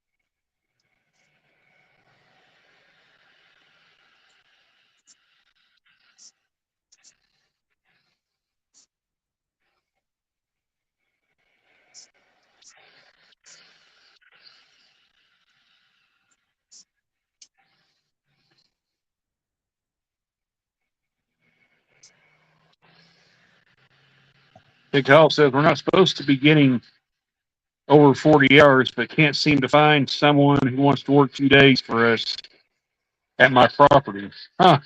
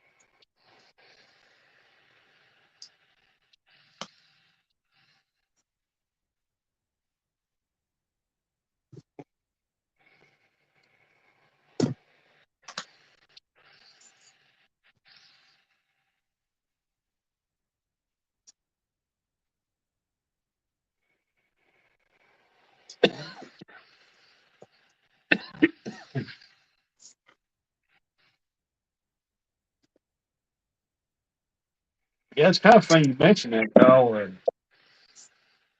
I know a lot of times we'll have to do like, well, when I was down there, we had to do like split trips, like go down to Jonesboro and pick up the crew there because the Memphis drivers wouldn't bring them all the way there. They wouldn't come up here. Um, I told my supervisor one time, I said, or I asked my supervisor one time, I said, why doesn't BNSF and rail crew just let us go down there and get those guys and come back? I said, if they don't want to bring us up there, that's fine, but at least send us down there again. We could get more hours that way. But I guess I guess they don't want to do it that way. So I don't know. And when I say they, I guess I mean I'm assuming it's the railroad. But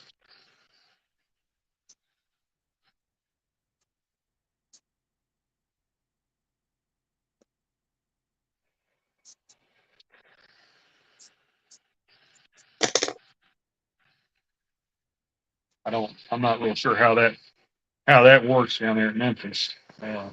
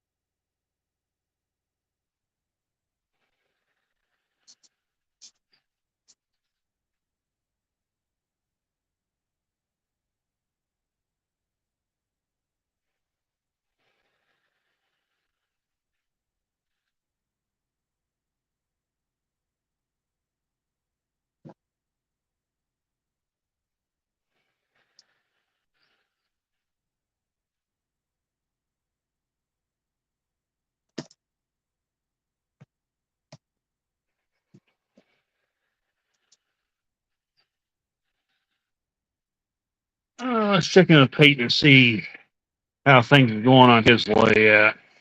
It's going pretty good. But I'm getting the locomotive, the gears in the locomotive.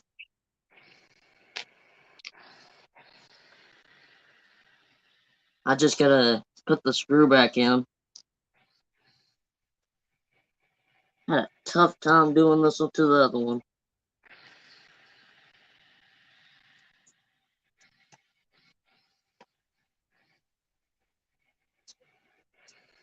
Then I will run it. See if it'll do any better.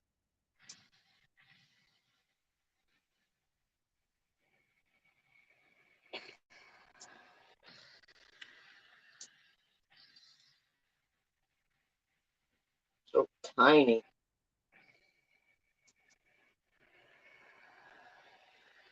Yeah, I got it. That won't run any better.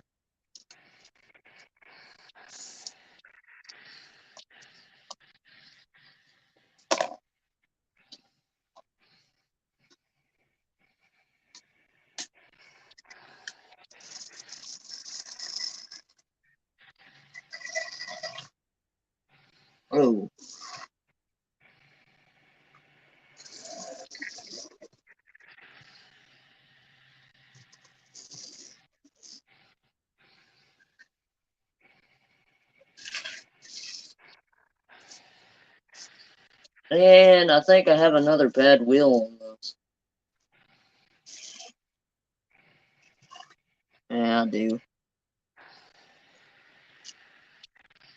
Change that real quick.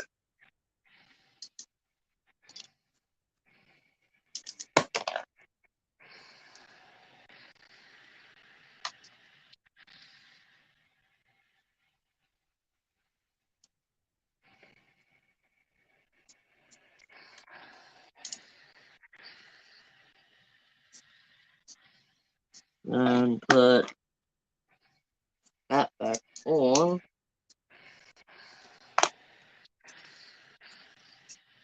Just gotta find another piece.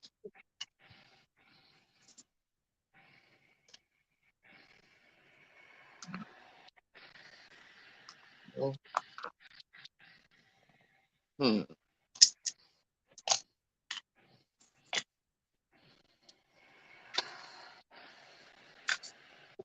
Well, I can't find it then.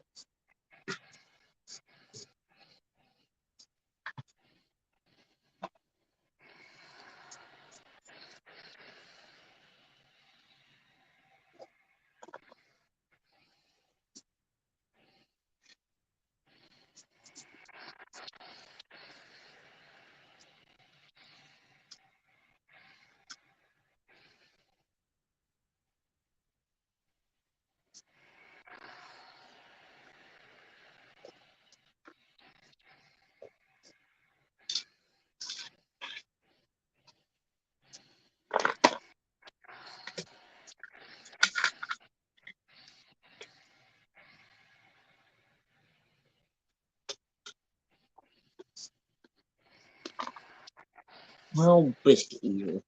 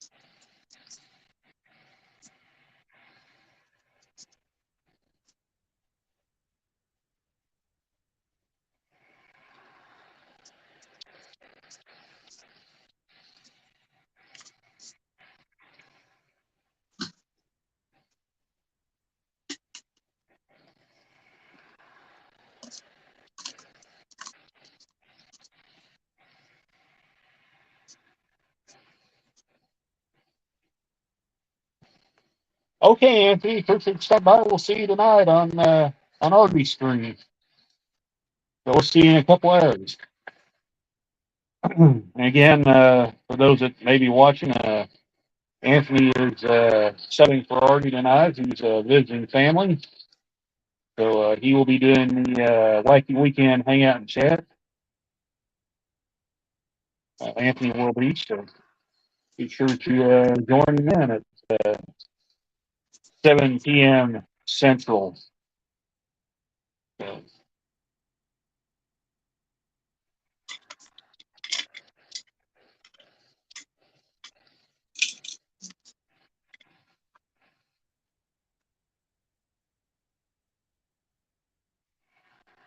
yeah, I figure probably about 4:30 or 5, I'll probably need to shut this screen down and give my phone a chance to cool off, and so it can be ready to go for Anthony's stream.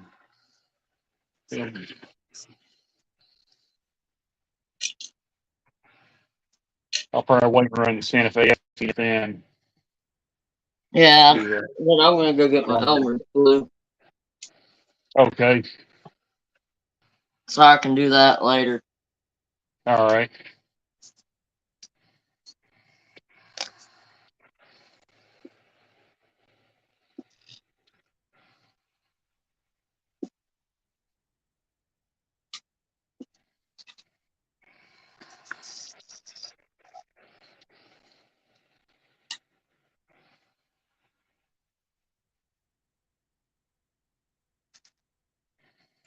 Hey, it stayed on the track.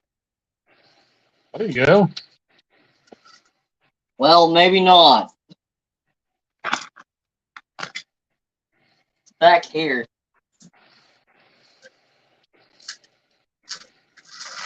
Well, yeah. There it goes. Well, stopped.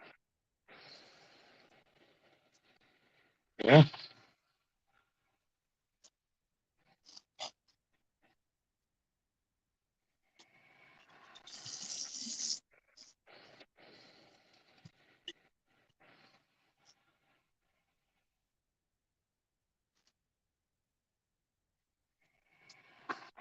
Well, when I turn her in reverse, she doesn't want to come back.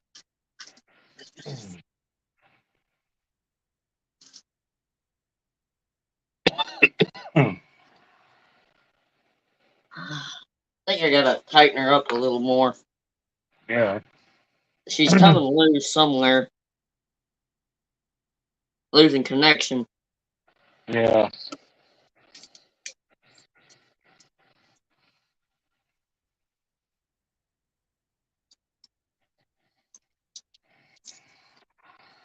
Yeah, these bolts were loose. Okay. Hang on, I accidentally muted you, Peyton. I'm trying to exit soul layout and accidentally muted. You keep My on dang doing sausage, that. yeah, my dang sausage fingers keep getting in the way. Somebody's in the hanging out here. Hey, there's Kyle Stevens. Let's bring him. Oh, no. Don't do that. And Hang he on, did Kyle. something wrong again. I am not having a good day. Let's bring Kyle in here. Hey, Kyle, what's happening? Hey man, I'm trying to figure out how to turn my camera around on my phone. Yeah? I don't know how to do it. I think let me reset and see if I can turn the camera around. Okay, Ian, thanks for stopping by. We'll catch you later. See you on the next live stream.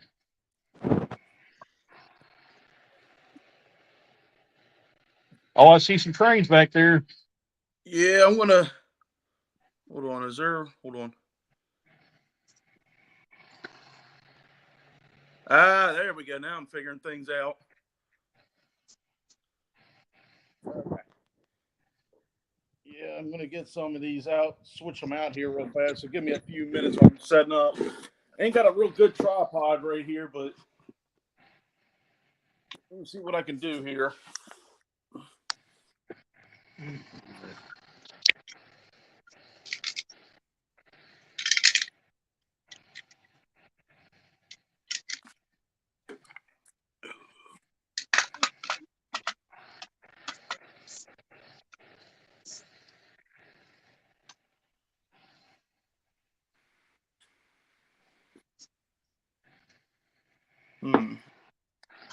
Wonder.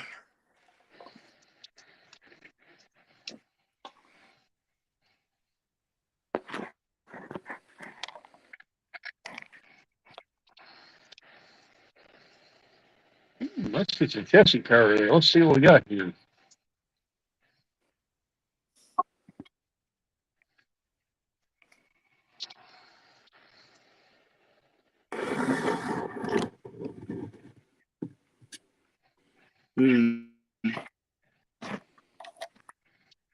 Need something to hold him on, but ain't got really much good to hold on. I used to have a tripod for my phone, but I misplaced it moving. Yeah. I just did one at Walmart getting those little chibi tripods, the little fold up ones. Those are nice. For That's $6, probably you can't really go wrong. that's probably what I might do. It's probably in the truck or Yeah. somewhere.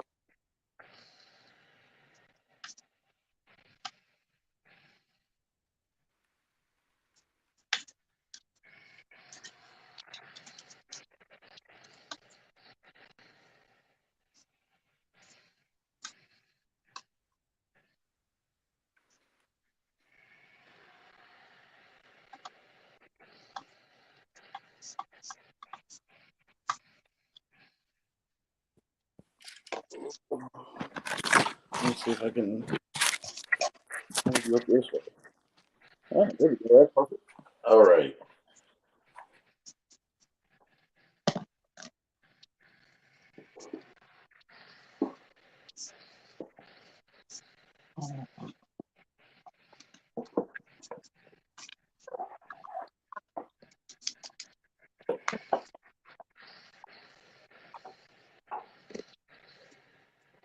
Go ahead and throw one of my more fancier models on here in the back end.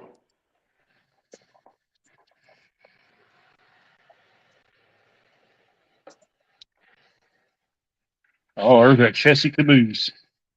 Now, is that one of the after Genesis ones called? Actually, no. This is a Tangent Models. Oh, nice. So I managed to pick up 4 of them.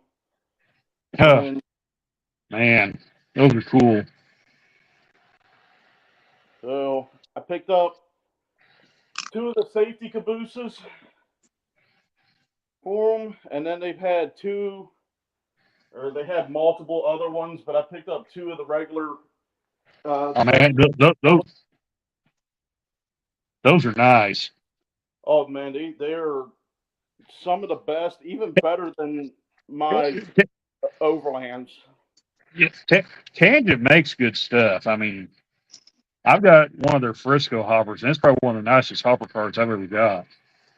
And you know, I've been looking at Spring Creek model trains where I bought all my Tangents. Yeah. They got a group of similar to this one here, the Chessie hoppers, and I've been thinking about getting quite a few of them. Yeah. Because they look like they're pretty good. I've seen them on one I think the last Tangent car I got was that CB&Q, that 80s, I think it's 86-foot high Q box car, auto parts car. That's a really nice one. I can't run it on my layout, but it looks good running on the club layout. So. Oh yeah, I do remember that. Yeah, that's a nice one. It's a big car too. I like it better than the Aston Blue Box ones. I'll say that. Yeah, I mean that's the same with me. These Athearn Genesis that I picked up a little while back. They're great models, don't get me wrong, but comparison to my Tangents and even my Overlands, they do lack a little bit. Not much, but a little bit. Yeah. Just got to swing you around here without knocking you down. There we go.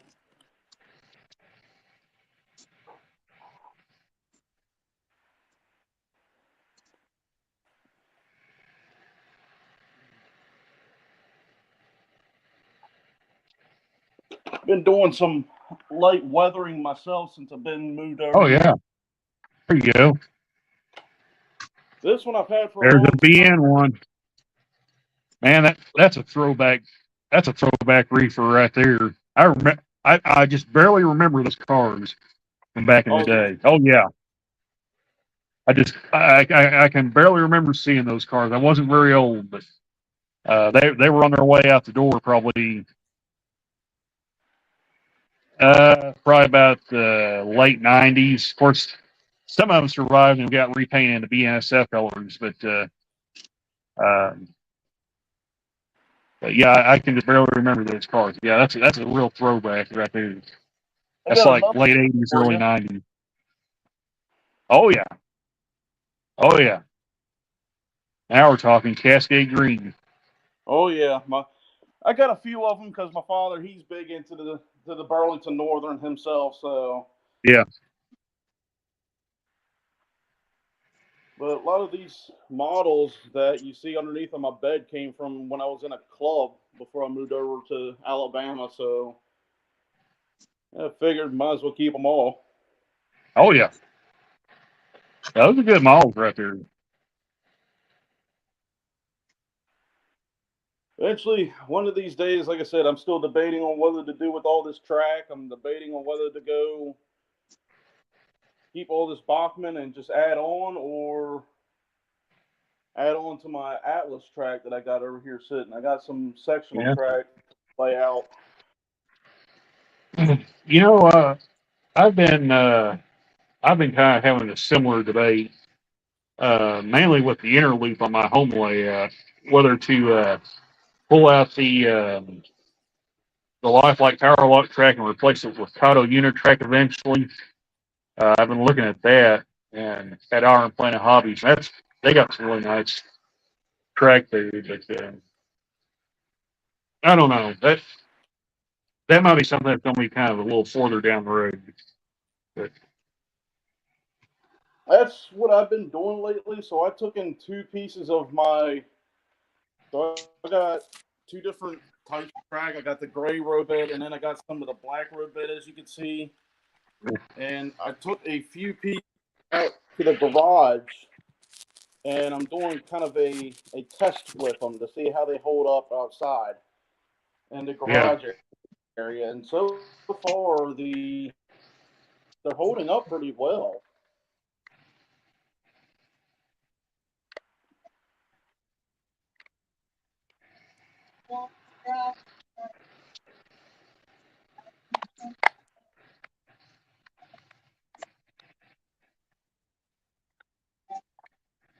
I just recently got done weathering this one, in fact. Old cement hopper. I put a little bit of light chalking on oh it yeah, to that keep looks it. cool. I like the hopper. Yeah, I got that 6-base hydraulical hopper that I like a lot. So I that's saw in that, and that was SBL. Yeah, cool. that one's kind of run with my trains on the club layout. I might run it once in a while at home too. It's one of the smaller cars I have, but yeah, those are really nice. I like those. Randall, here comes the train. All right, let's see what Peyton's got right quick. Well, there goes the train on Kyle's layout. We'll watch it pass on his layout right quick. Oh no, man, you good? You go ahead and show his. All right, let's see what Peyton's got right quick. Oh yeah, look at there. Oh, that come back around again.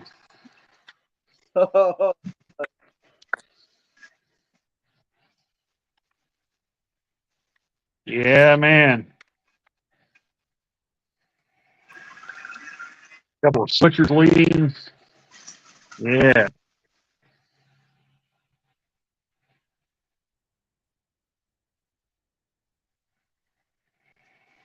Whoop, whoop, whoop, whoop, whoop, whoop. Don't fall.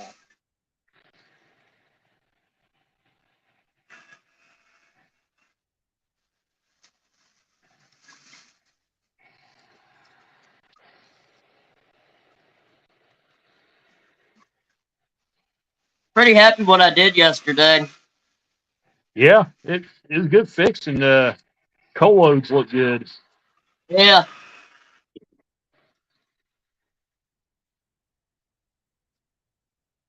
There's the Yeah, we got hopper I trains made right there. yesterday.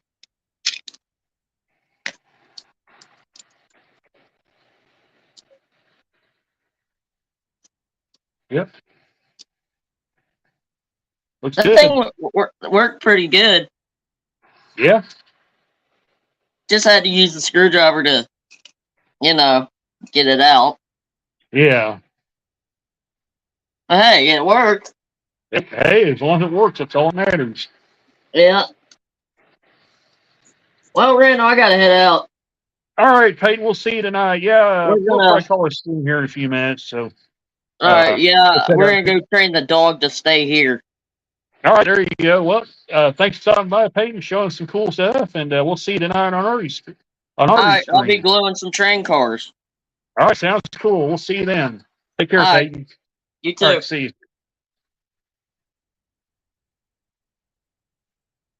Let's check out and see what Kyle's got going on there. He's got some really cool stuff running. So,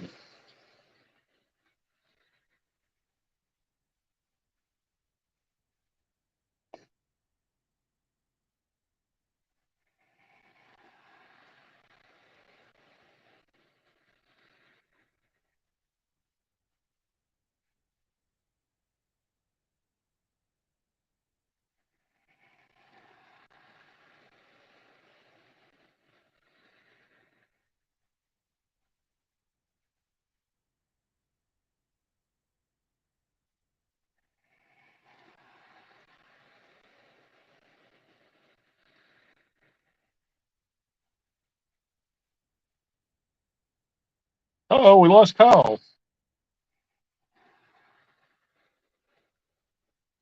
Hang on just a second, Kyle, and I'll put the link back in.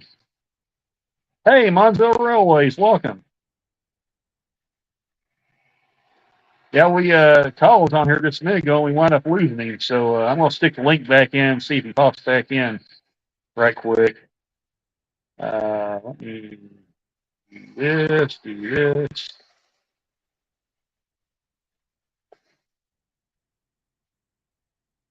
Post comments.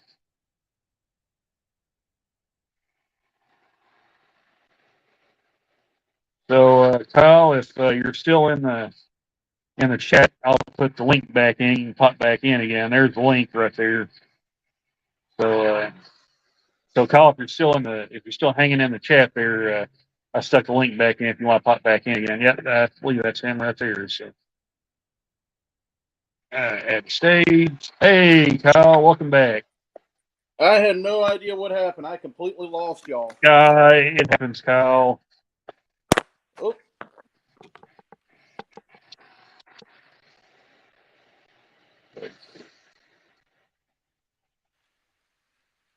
Yeah, I figure we'll check out and see what Kyle's got going on there with his really awesome chassis stuff. So,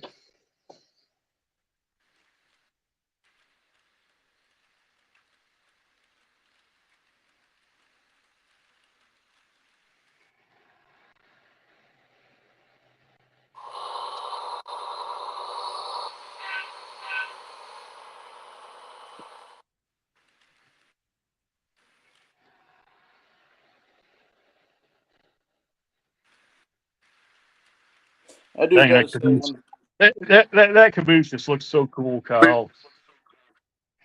I was just about to say the same thing, man. When I first saw this, when I got it in person, it was instantly first love. I love the color orange and that caboose. It sticks out, not like a sore Yeah, thumb, but it sticks out. those look incredible. I mean,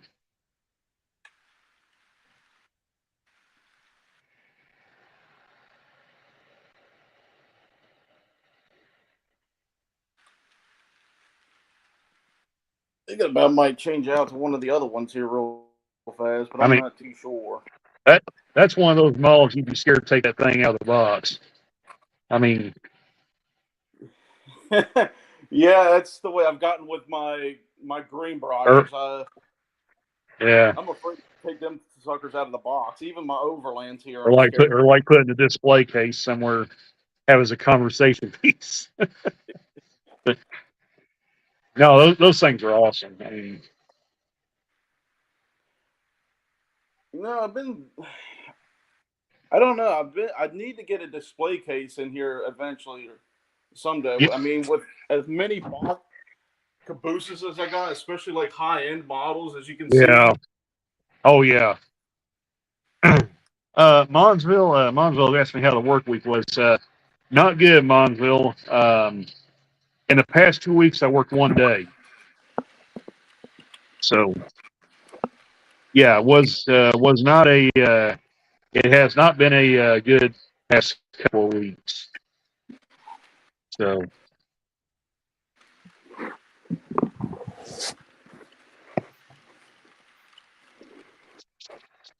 Use my uh, Overland box. There's a tripod. the the way it's looking right now, I'm probably going to be calling, getting in touch with some people and see if I can come back to clear. Uh, hopefully Monday or Tuesday. So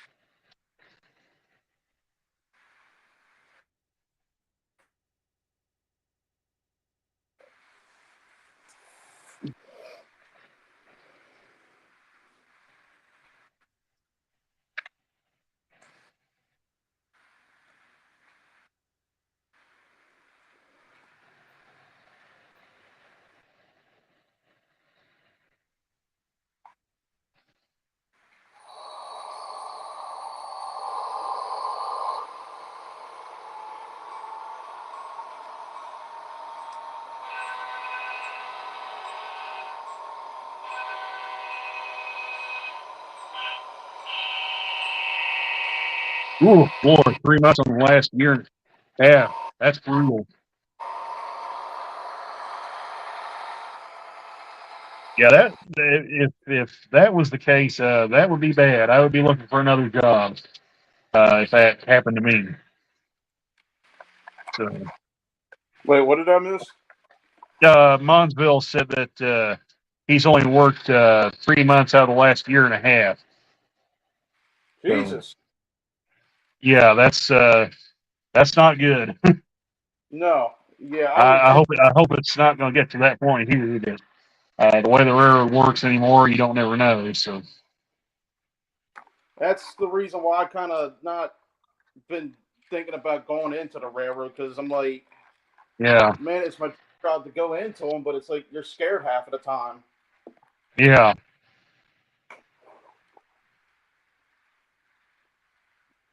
I mean, me coming from a father who was an over the road truck driver for 20 plus years, half of the time you didn't know if he was working or Well, not. that's kind of the one thing that's kind of kept me from actually getting on the railroad is because I didn't want to quit my job, go through all that process of becoming a conductor, and then they furlough you.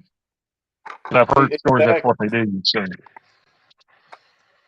Exactly. And I got a friend, he went over to Georgia, I think, for CSX, and he's doing yeah, good, but half of the time you don't know what's really happening. yeah. Well, these railroads are not the same as they were 5, 10 years ago. Now it's PSR and a whole lot of let's just say not good stuff. So, Yeah, but you're that's not like I said, wrong. yeah, that's for another subject for another day. But um, And you work with a lot of them guys, so you know what they go oh through a yeah, lot. yeah, the work morale, to say the least, work morale is not good right now. So Yeah. All right, man. I know I've ran into a couple people at my job for being security at the condos, and I've had a few of them. They say it's good, but it's not like it used to be 10 plus years ago. yeah, And some of these guys are like brand new rookies in comparison. come They're on. great.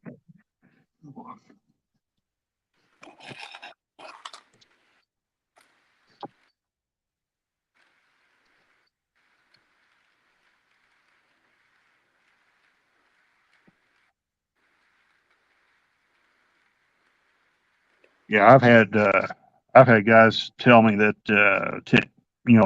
not even 10 years ago said this was the place to come to work, and now because everything's happened, said now people can't wait till they retire and get away Yeah, from it. So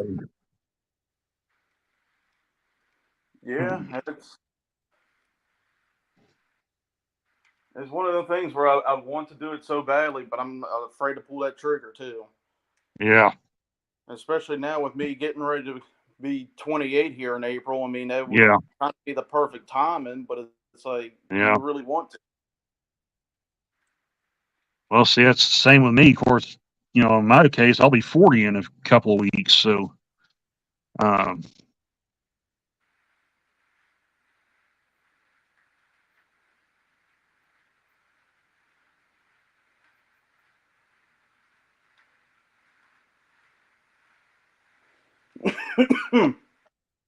John Noteful says hello to Kyle. Hey, John. So, Yeah, I can't see chat or anything. I only got a cell phone. yeah, I can see Chad as long as I'm in StreamYards. But Monsville says he'll be 55 this year. So, I think that's about as old as my parents are going to be this year. Or no, yeah. they'll be about 55. Oh yeah, it's hard. Of course, where I live, the job market where I live has never been good since I can remember. I mean, um,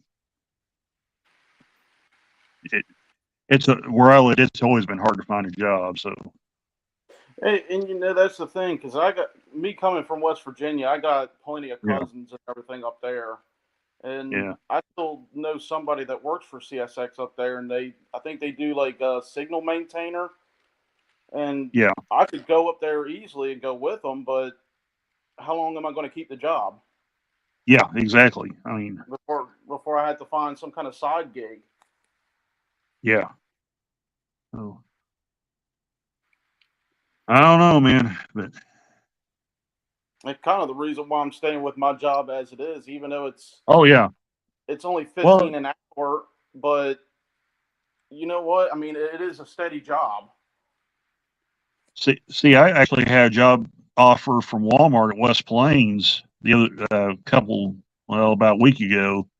The problem was I'm still up here in Springfield because they extended my stay.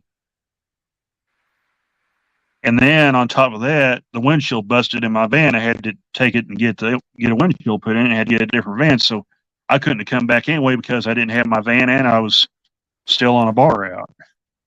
I got But you. they told me, they said, well, said when you come back, get a hold of us and we'll try to put you somewhere else. I said that'll work for me. So, but I also don't want to quit rail crew because I have seniority build up, and if a yard van job opens up, I can wind up with the yard van job because that's a seniority based position. So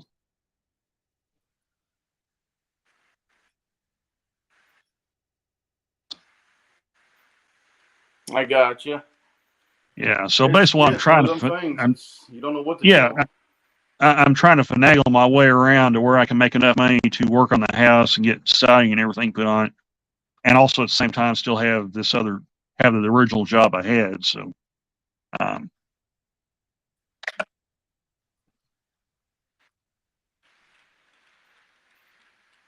Gotcha.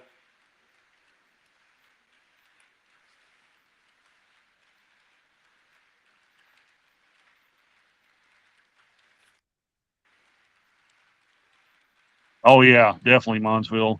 Yeah, appreciate it. Exactly.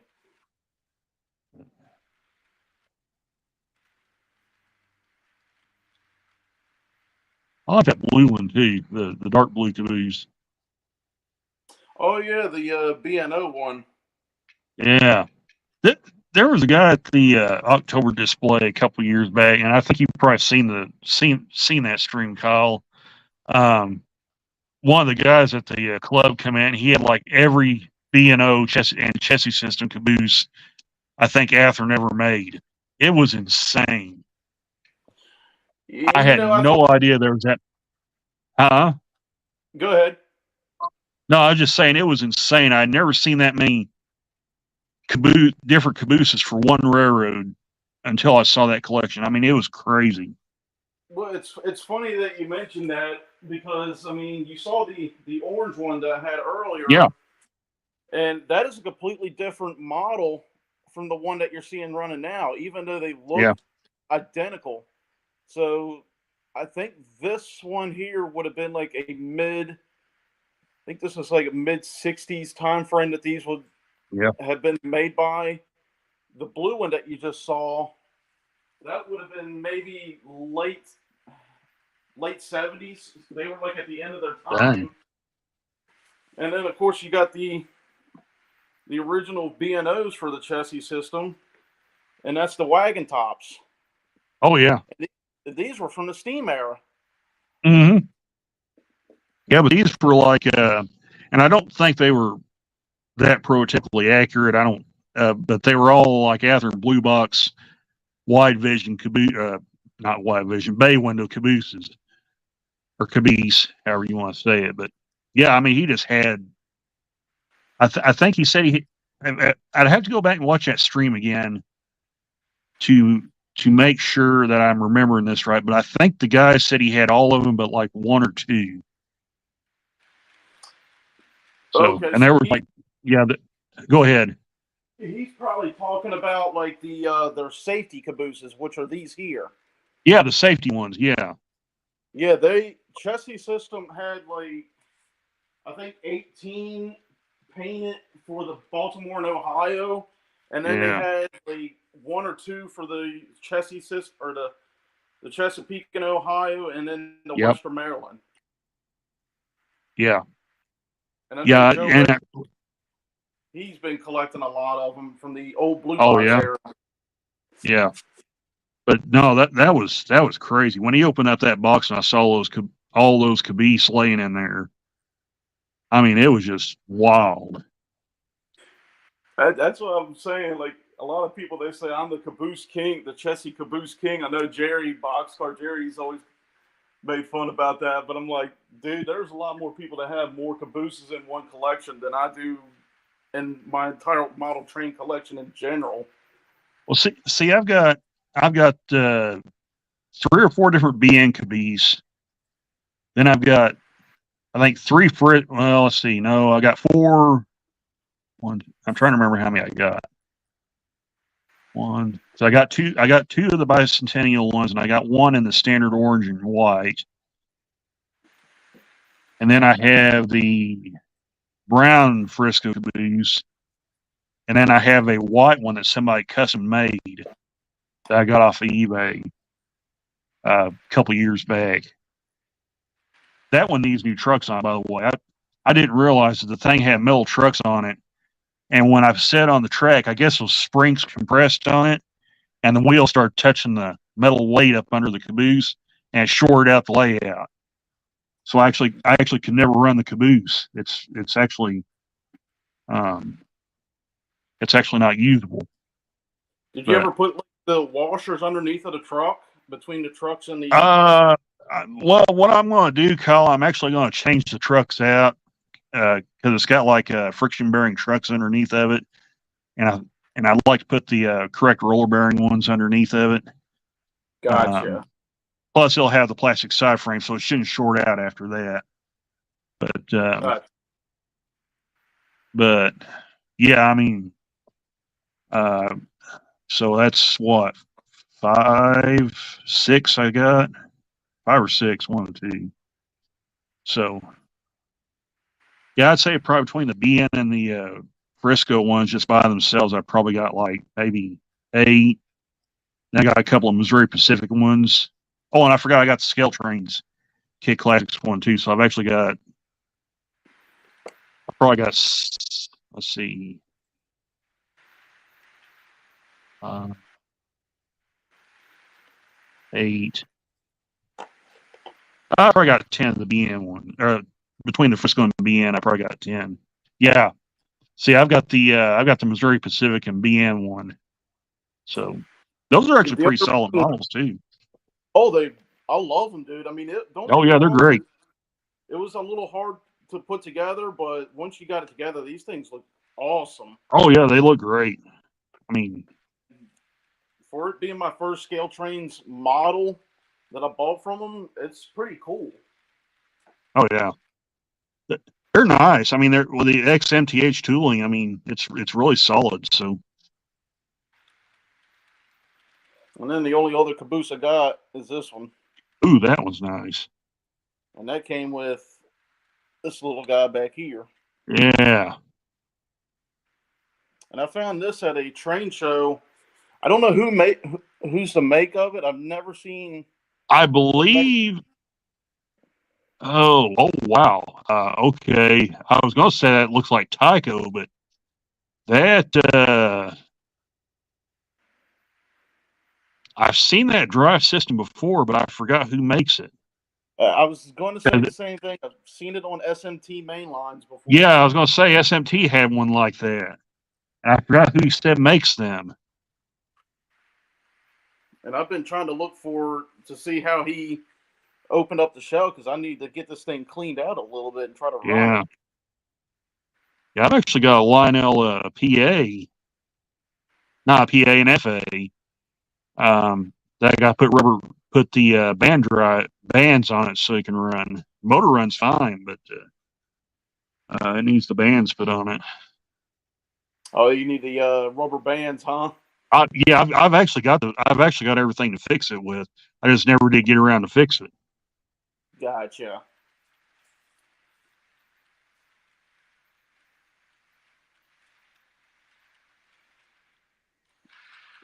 Come on there. I gotta order me some lubricants one of these days for these engines.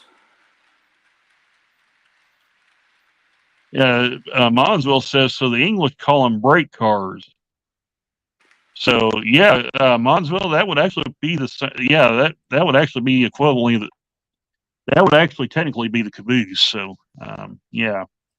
Yeah, I think it was kind of the same thing for the English over there. I think they still kept an eye on their back end for the train for them.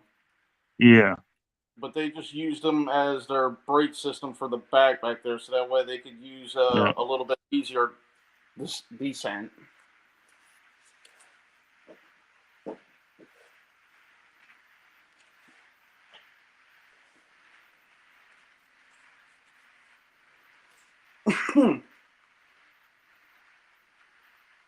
But that would get pretty interesting if you tried to run one of these PSR style trains with have your brakes on the rear. Oh God. That would be ugly. Yeah, that wouldn't have been too well, but I mean, it's model trains, anything could happen, I guess. Oh yeah. Of course, probably shouldn't have said that. Now we probably just give them an idea that that won't end well.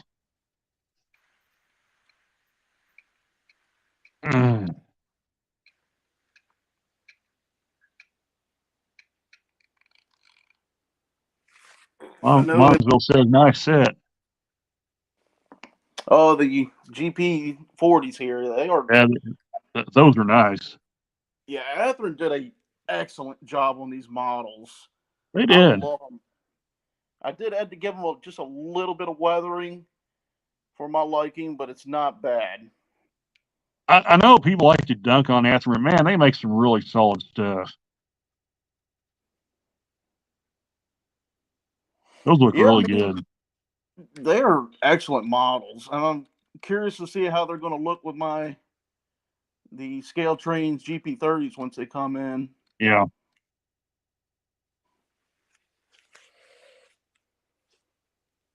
Man, I can't wait to get these C39-8s on the layout and see how they run and sound. So, who are they from? Scale Trains. Oh, that's right. That's right. Yep. Yeah, that's going to be really cool. What I'm really interested in seeing, I was talking to Peyton about this earlier. You might have been already in here, but I'm interested to see what how the Norfolk Southern engine runs, because if you look at the decals on the side of it, it's set up to run long hood forward according to the printing that's on the side of it, because the front would be typically where the rear of the locomotive is. So I'm curious to see if Scale Trains has it. Go ahead. Yeah, I'm curious as that as well, because I had a old Atlas. What was it, like a B32-8 or something like that from many years back, and it was set up to run long hood forward because it ran the old Southern Western style. Yeah. So yeah, I'm curious to see if Scale Trains has it actually mechanically set up to run long hood forward. I am too. We know the Conrail engine is going to be set up as a traditional engine, at least I think it is. But yeah, I'm interested to see what happens with that one. So big time. Okay, Monsville, thanks for stopping by. Yeah, we'll probably be calling the stream here in a few minutes, but thanks a lot for checking it out. So we'll probably see you over on Artie's stream later on. Give my phone a break here in a little bit. Yeah, I'm gonna have to give mine a chance to cool off, or it's gonna be too hot to come on with Anthony. So, but yeah, those GP40s look really cool, Kyle. Or GP40-2s, I should say. They're not GP40s, but I'm interested. I'm more interested to see what their GP38-2s are going to look like, the Athearn ones. Especially since they're doing BNSF 2099. The reason you know the story already, Kyle, but just in case anybody that may have come in late and didn't hear it earlier, That was one of my early Athearn locomotives I got way back in the late '90s. So I actually have the blue box version of 2099. The goal was to get, before things changed, obviously. The goal was to get the Athearn Genesis version of 2099, and when I did the review, have both of them sitting side by side, just to kind of show people how far the hobby has come. And I thought it'd be a kind of a neat little inside joke to have two of the same road number of different eras. So, I'm very curious to see how that's going to look myself. Yeah, but we'll see what happens. We'll see if things picks up, or if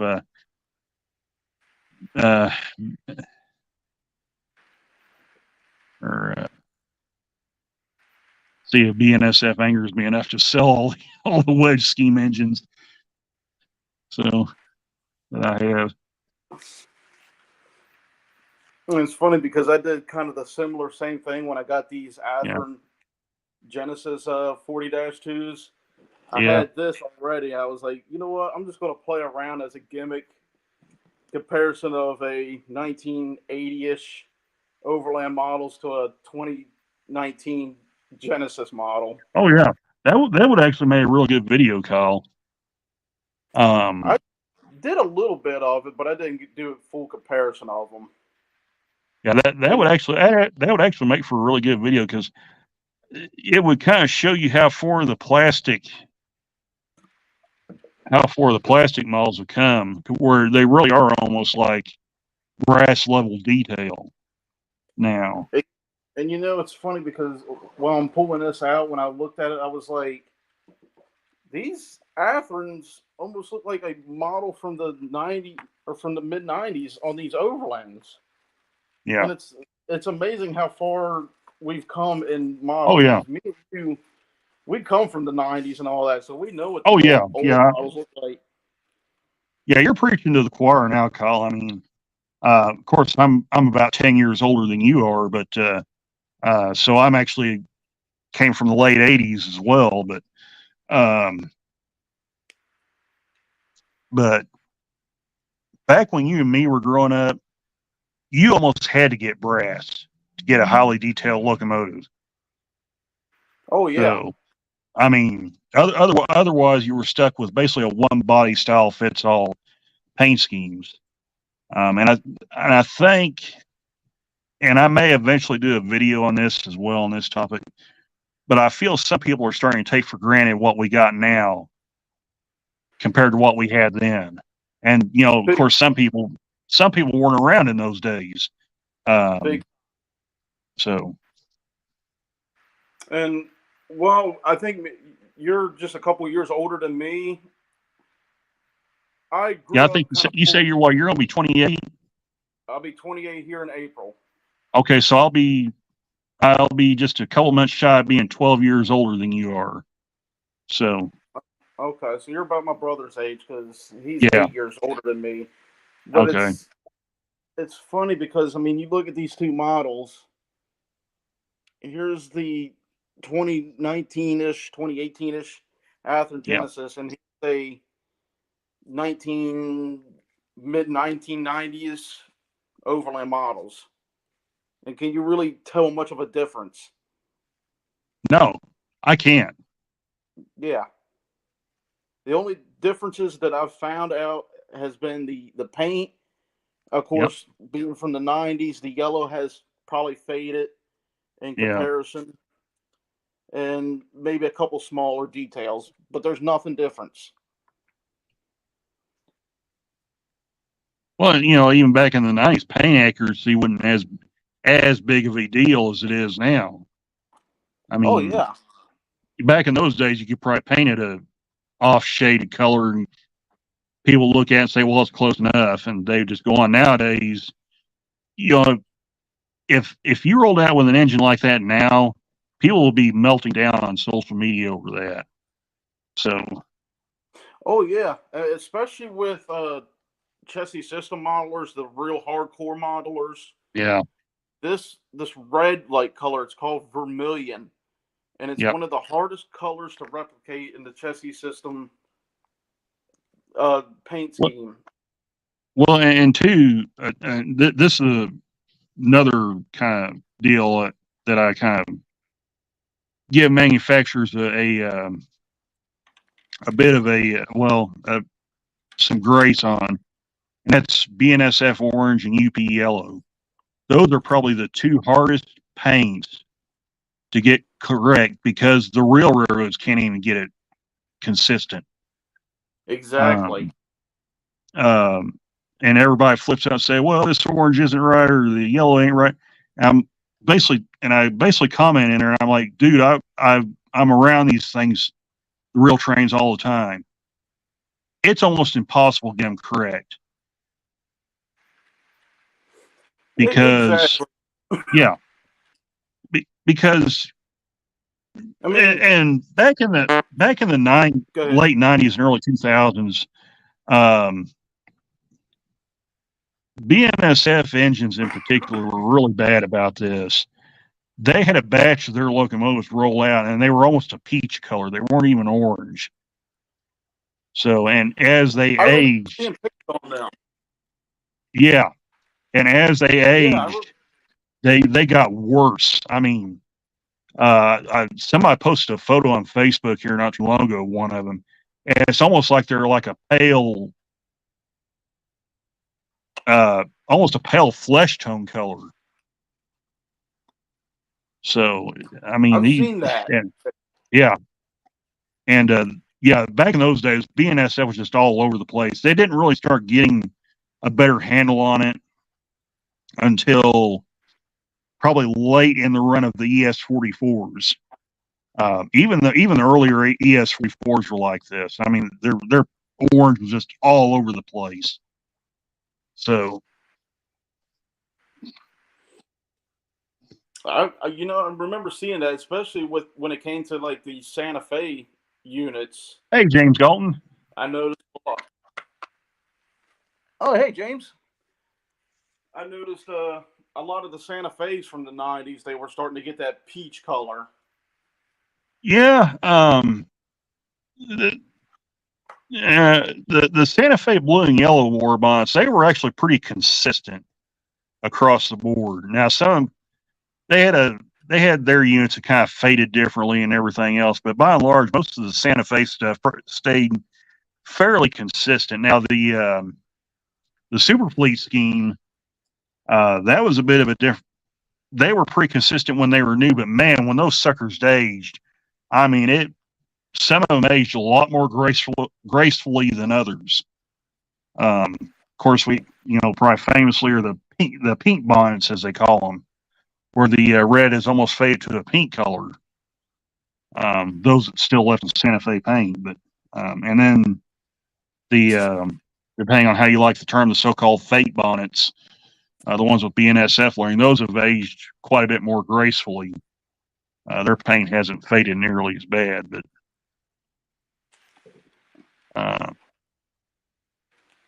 James posted an update video. Okay, James, you can post a link to that video. I think you're a moderator.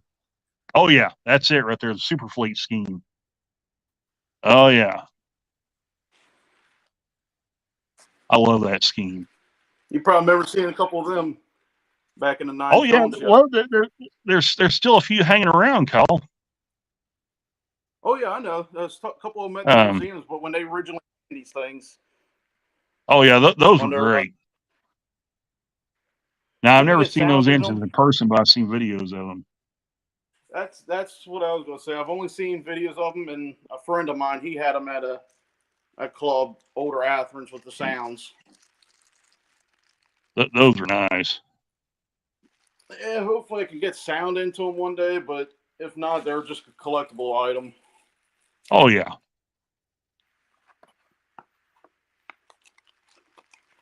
Okay, James put a link to the video there, so there it is for anybody that wants to check that one out. Thanks, James. So, yeah, those are really nice. I like those a lot. Yeah, and I was really excited. I was like, you know what? I don't care if these are DC or not. These engines I've always loved them, even though I'm a chassis system modeler. These and the Bicentennials, I've always loved. Yeah, see, I actually I actually pre-ordered one of the Fantasy Scheme scale trains is doing the Heritage One Tier 4 Gevo, and the original I probably would have originally purchased it with Sam, but I was trying to save as much money as I can, so I got it the non-sound version because it's $100 cheaper. So, that's probably what I'm going to start doing after I get these yeah, GP30 from Scale and Trains. you know that way I can, yeah, that way I can just drop a decoder in it later on down the road if I choose to. So, Exactly. it's not going to be pair. It's not going to be paired with any of my other tier fours. Um, but yeah, that'll be a fun engine to run. I kind of have a flair of what could have been. Um, So, and that Heritage One scheme looks good on just about anything. So, Well, and you know, it's funny because you mentioned the fantasy paint schemes from Scale mhm. Trains. I remember a few years back, Athearn did something with their Gevos, and they painted a lot of them in the chassis system paint schemes like They this. did. They did the ES44 in chassis system colors. They did. I think they did a few other road names as well, but I can't Well, remember. I have the Burlington Northern one. Yeah, that was the other one, and it's funny because it's like they're what already several years old, and now everybody's like, I want. Mine is probably about 2 years old because I've had it a couple years now. Oh, But yeah, those were really, really nice. They did CB&Q, they did chassis system, they did Amtrak. They did, I want to say they did Southern Pacific. I want to say they did like Northern Pacific too, but I can't remember. But yeah, they did like a half dozen in fantasy schemes, and those were really, really nice. I like them. oh yeah, and it's funny because I wish I had the money to buy them back then because now I go Oh yeah. online and look at them Gevos and chassis system paint scheme, and they're going for $300 or $400 now, and it's like, Oh my yeah, God. yeah. What did I give for mine when I bought it? It was like 270 something, I think at the time. It was either 250 something or 270 something. I can't remember which. Maybe been 250 something. But I've met probably like 250 before the inflation and yeah, all that. because I got mine at Midwest Mall Railroad. So Okay.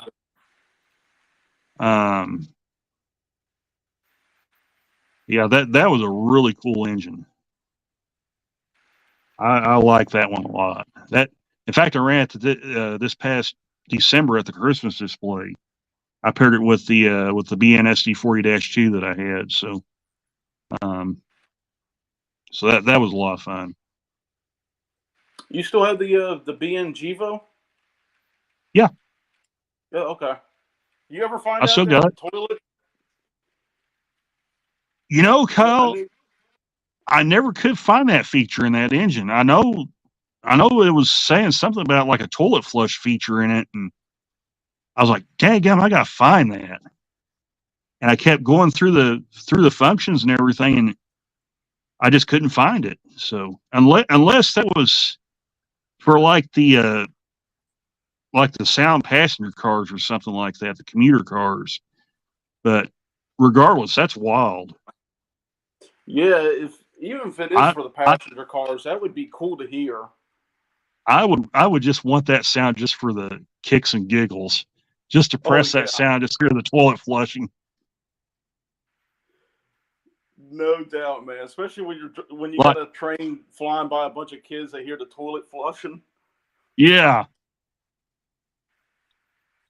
I, I told Anthony Dodge one time, I was like, dude, I said, could you imagine if they tried to get this so realistic that not only do you have the toilet flushing, but you actually have the recording of some dude sitting on the toilet? That's incredibly sick, but Yeah, that is definitely the sickest thing I've heard. I mean, I've heard of some crazy heavy metal music, but that would be probably the most disturbing thing yet. yeah. Or you know That would what be would the be most that would be the most meme-worthy train that anybody would have ever created. you know what would even be better? What? If the guy yelled, we got a clogged toilet, Oh, dang. and you're hearing him trying to flush it out with a plunger. Plunge in the toilet, yeah. That would be even more disturbing. Be, be like, hey kids, you want to hear something funny? You check this out. Press the button.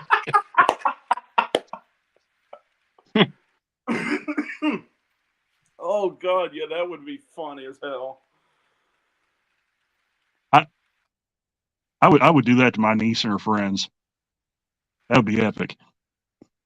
Yeah, you know what's funny? These Athearn Genesis cabooses that I got, Yeah. they do offer sound offerings for them, Oh yeah, they do. and I didn't get any, but I'm kind of almost wondering if you could put like a different sounding decoder in here and do something similar with the toilet flushing. Oh, okay. Real quick, James Galton says he's got a quest to reach 1,000 subscribers. Someone will win a $500 gift card. So there you go. Subscribe to James's channel, and you might have a chance at a $500 gift card. Woohoo! So Money. yeah, man. So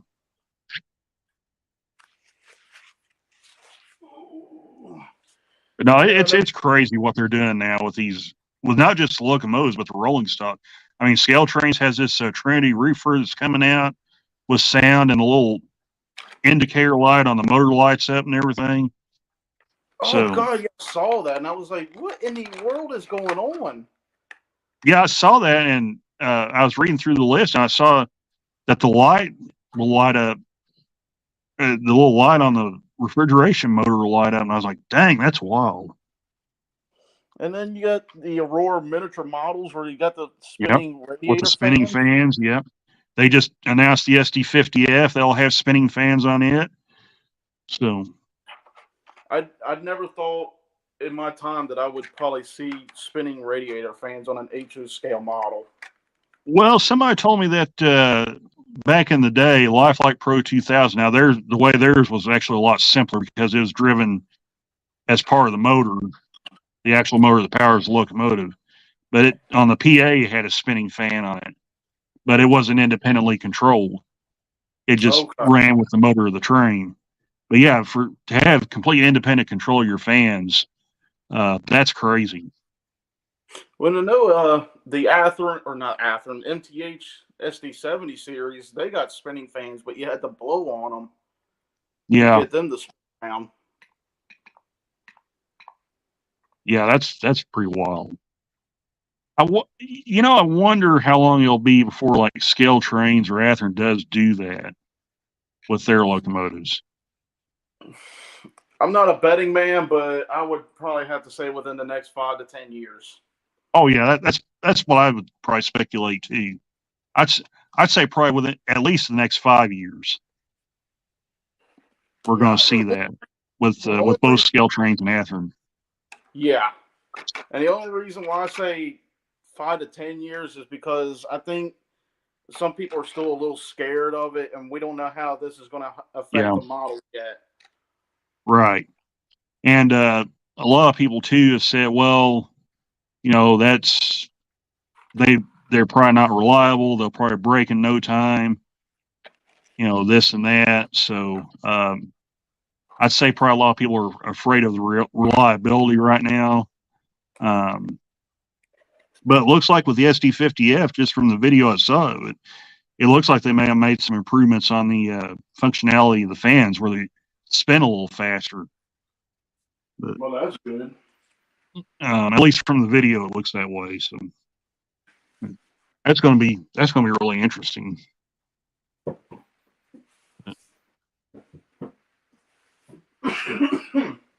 Sidetracks 77. The coreless motors that vibrate the phones are small enough to spin the fans. Okay.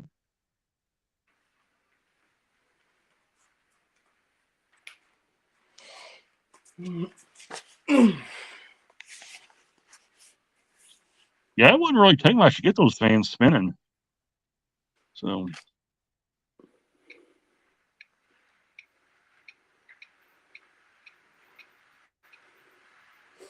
I tell you, you got to imagine it's only going to be a matter of time when you start seeing Lionel features oh yeah, yeah. on HX. We're well, you know the BLI SD78 is going to have smoke unit in it. Yeah. We'll start getting like New York Central steam engines where they had the steam coming out from the side for the water Yep. feed. I'd say that's coming. Well, MTH has had it. Some of their steam engines, when you blow the whistle, the steam comes out of the whistle. So Yeah. Broadway Limited too with their big boys. And I would dare say Scale Trains is probably doing that too. That's probably what's holding a lot of this stuff up with Scale Trains, besides the side rod issue. So yeah, I would be. I am really. I probably won't never get a steam engine unless they do 1522. Then I might have to get a little nervous then. But I know the feeling. But what I'm interested in is what features are 611 going is the XMTH now Scale Train 611 going to have? I mean, will it have the operating steam whistle? They already said it's going to have synchronized smoke out of the stack, but I'm interested to see if it's going to have the steam whistle and what other kind of features they might plug into that engine when it eventually rolls out. So that's going to be interesting, especially if they get them coming out like on the side pistons here. Mm-hmm. That's going to be interesting. Yeah, I don't see that coming with the XMTH engine. The question is, what is the museum quality steam engine going to be like? Because they have not announced that engine yet, what it's going to be or anything. So I think 611 could tell us a lot where the museum quality engine could go. Yeah. So I know if it's a C&O Greenbrier, you're not going to be hearing from me for a long, long time. Because I'm going to be busting my butt just to be able to afford one again. Oh, yeah. Even though I have 2 of them already, I'm going to buy another one.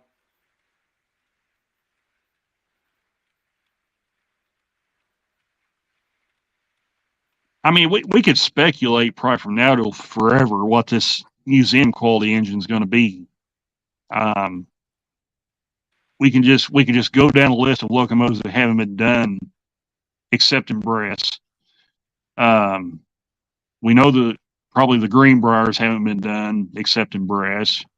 We know 1520. Made them. Oh yeah, Broadway Limited. I forgot about them. But isn't theirs like a brass hybrid? Yeah, brass hybrid. It was a good model, Yeah. but their motors were absolute garbage. Yeah. We know 1522 hasn't been done in plastic. None of the Frisco steam engines have. At least the more famous ones. Let's see. The Canadian Nationals haven't been done since like the 90s, so that would be nice. Yeah. And the Canadian Pacific steam engines, we know Rapido's doing those. Yeah. So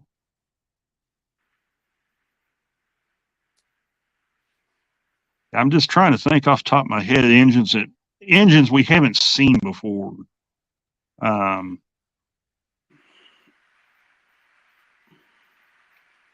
Well, something in the back of my mind tells me that we could see it could be an N&W engine, because Scale Train seems to have a real affinity for like Norfolk Southern and N&W stuff and Southern. I've noticed that, but I just thought of another steam engine. It's the Union Pacific 49er. Yeah, Shane actually mentioned that engine by name, I think. But I don't think they're doing that one because Drew at Nordell Mall Railroad did an interview with Shane Wilson a couple years back, and Shane actually didn't mention that engine by name, if I remember correctly. Okay. But he also said that's probably one that they'll never do because of the way it's built, from what I understand. That's understandable, but I don't know too. Well, I mean, that, like I said, that was 2 years ago, and a lot can change in 2 years. So, Exactly. um, With 3D printing nowadays, man, I mean, you could yeah. make anything on. But it doesn't sound like that's what this. It doesn't sound like that's what this engine is going to be. So It could be I forget the road number, but it's up there in the Tennessee Railroad Museum. They run it a lot with 611.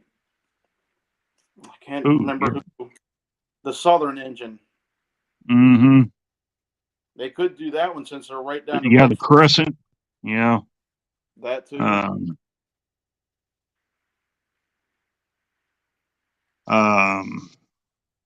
Yeah, there's a lot of steam engines out there.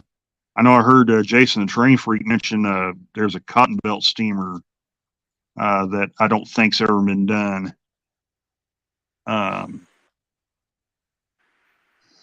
So I can't remember the number of it. I think I know which one you're talking about, and I think he may be right as well. I think it's only been done in brass as well. Let's see. Sidetrack says, Rapido not for the lack of trying to do steam. Okay.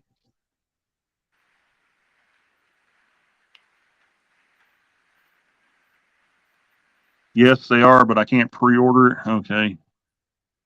Yeah, both the Hudsons. Okay.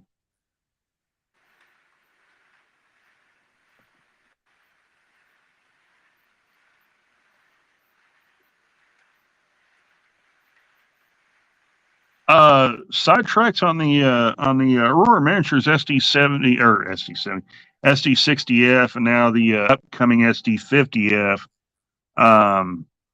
When you activate the fans on those locomotives, the sound does generate the sound with the fans. So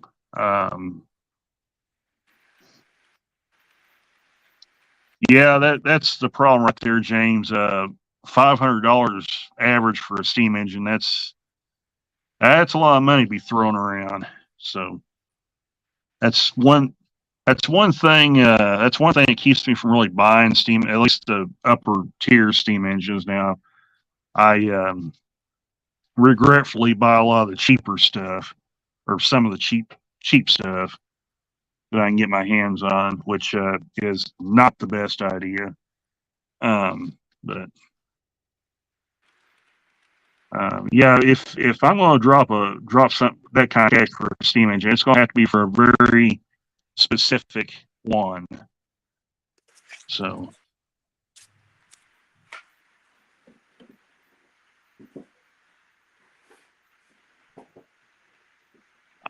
James, I'm not a hater of Bought and Steam. I mean, they're not the best. They're not really they're not the best quality steam engines, but they're solid for what they are. Now the newer stuff I think is a lot better. Some of the early 2000s, what am I trying to say? Some of the 80s through like the early 2000s stuff is probably not the greatest in the world. I've had two of them from that era. Both of them are on the DL because they've had the same problem with the axles splitting and spring and falling apart. So, oh yeah, there you go. My goodness, look at that thing. But yeah, the 282 I've got runs really good, James. It's actually probably the best running steam engine out of the group. But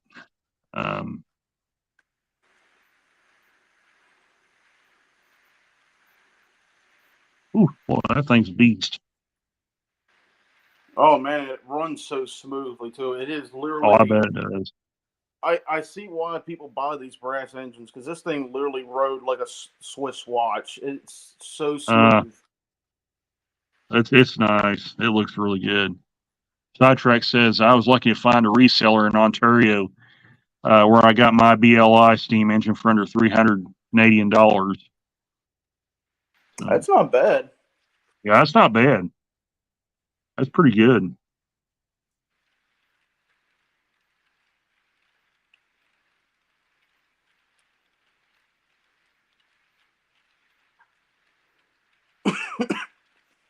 One of the little features I loved about this engine too is you can open up the smoke box door and see Oh, that's inside. cool. That's cool.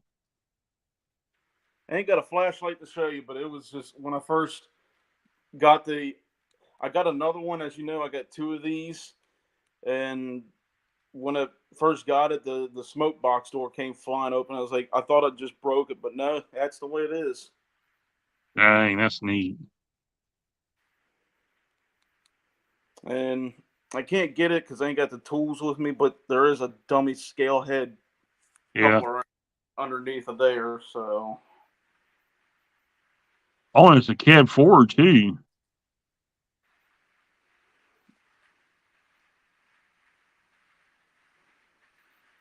Huh. Man, I regret it selling my Intermountain cab forward. That thing was, even though it didn't run too well, it was still one of the coolest models I had. Yeah, that's actually something I don't really run a lot across the board is steam. I already said the two older Bachmann engines I have there now in semi-retirement because of their mechanical problems, and then the Frisco 282, and then I have a Athearn Roundhouse 10-wheeler. So, That's and kind of the like Athearn Roundhouse, yeah, I was just going to say the Athearn Roundhouse one's actually pretty solid. It's a good running engine. I've been looking for a smaller. I wish they would have done it on this last run that they were doing with their smaller steam engines, but I wish they made like a small CB&Q engine because I got some older Yeah, passenger cars that would have went perfect with them.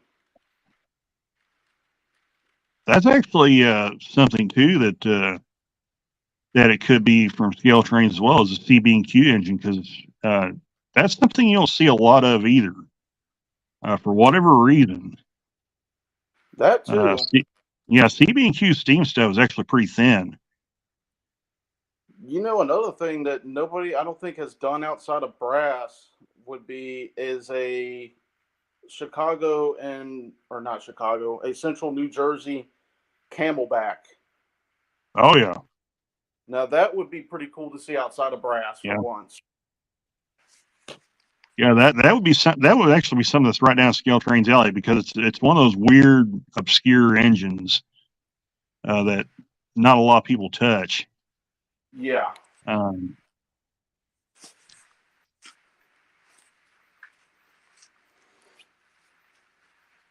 Sidetrack says I have a Pro 2000 Burke. Need to change a cracked gear in it.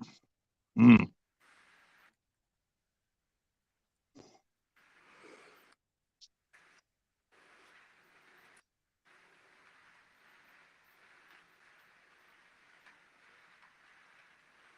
Yeah, hopefully one of these days I'll send off one of them steam engines. I'll have somebody professionally put in decoders and a light in there Yeah, for me so I can run engines. Only problem is the guy that does the servicing for them, he charges just as much as for the engine itself. So I'm like, it's a little money, yeah, but I want to run that engine so badly.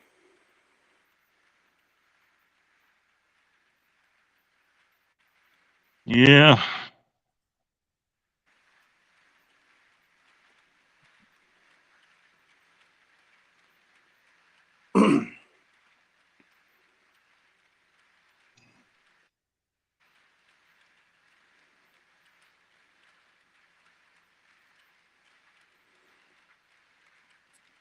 Well, bud, I think I don't know about you, but I'm getting kind of hungry here a little bit. So Yeah, I better go eat me a bite too, Kyle, and get ready for our get ready for tonight when Anthony goes live. So, hey, I appreciate you coming on and showing off your trains, Kyle, and we'll have to do this again sometime when I get back. So, oh yeah, man. Like I said, hopefully from here on I can get my weekends back off. So Saturdays will be yeah. good for me.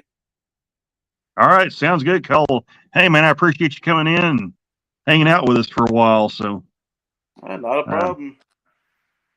all right, guys, I think we're gonna go ahead and call this stream. And again, Anthony is live tonight in place of Artie. So be sure to hop in and check out the Wacky Weekend Hangout and Chat with Anthony Dodge hosting this time. So yeah. Thanks, Kyle. Thanks, Peyton, for dropping in and hanging out with us. And I think we're going to go ahead and head out. So, all right, guys. Appreciate you stopping by. We'll see you next time. Take care, all. Bye for now. See you, I Kyle. agree.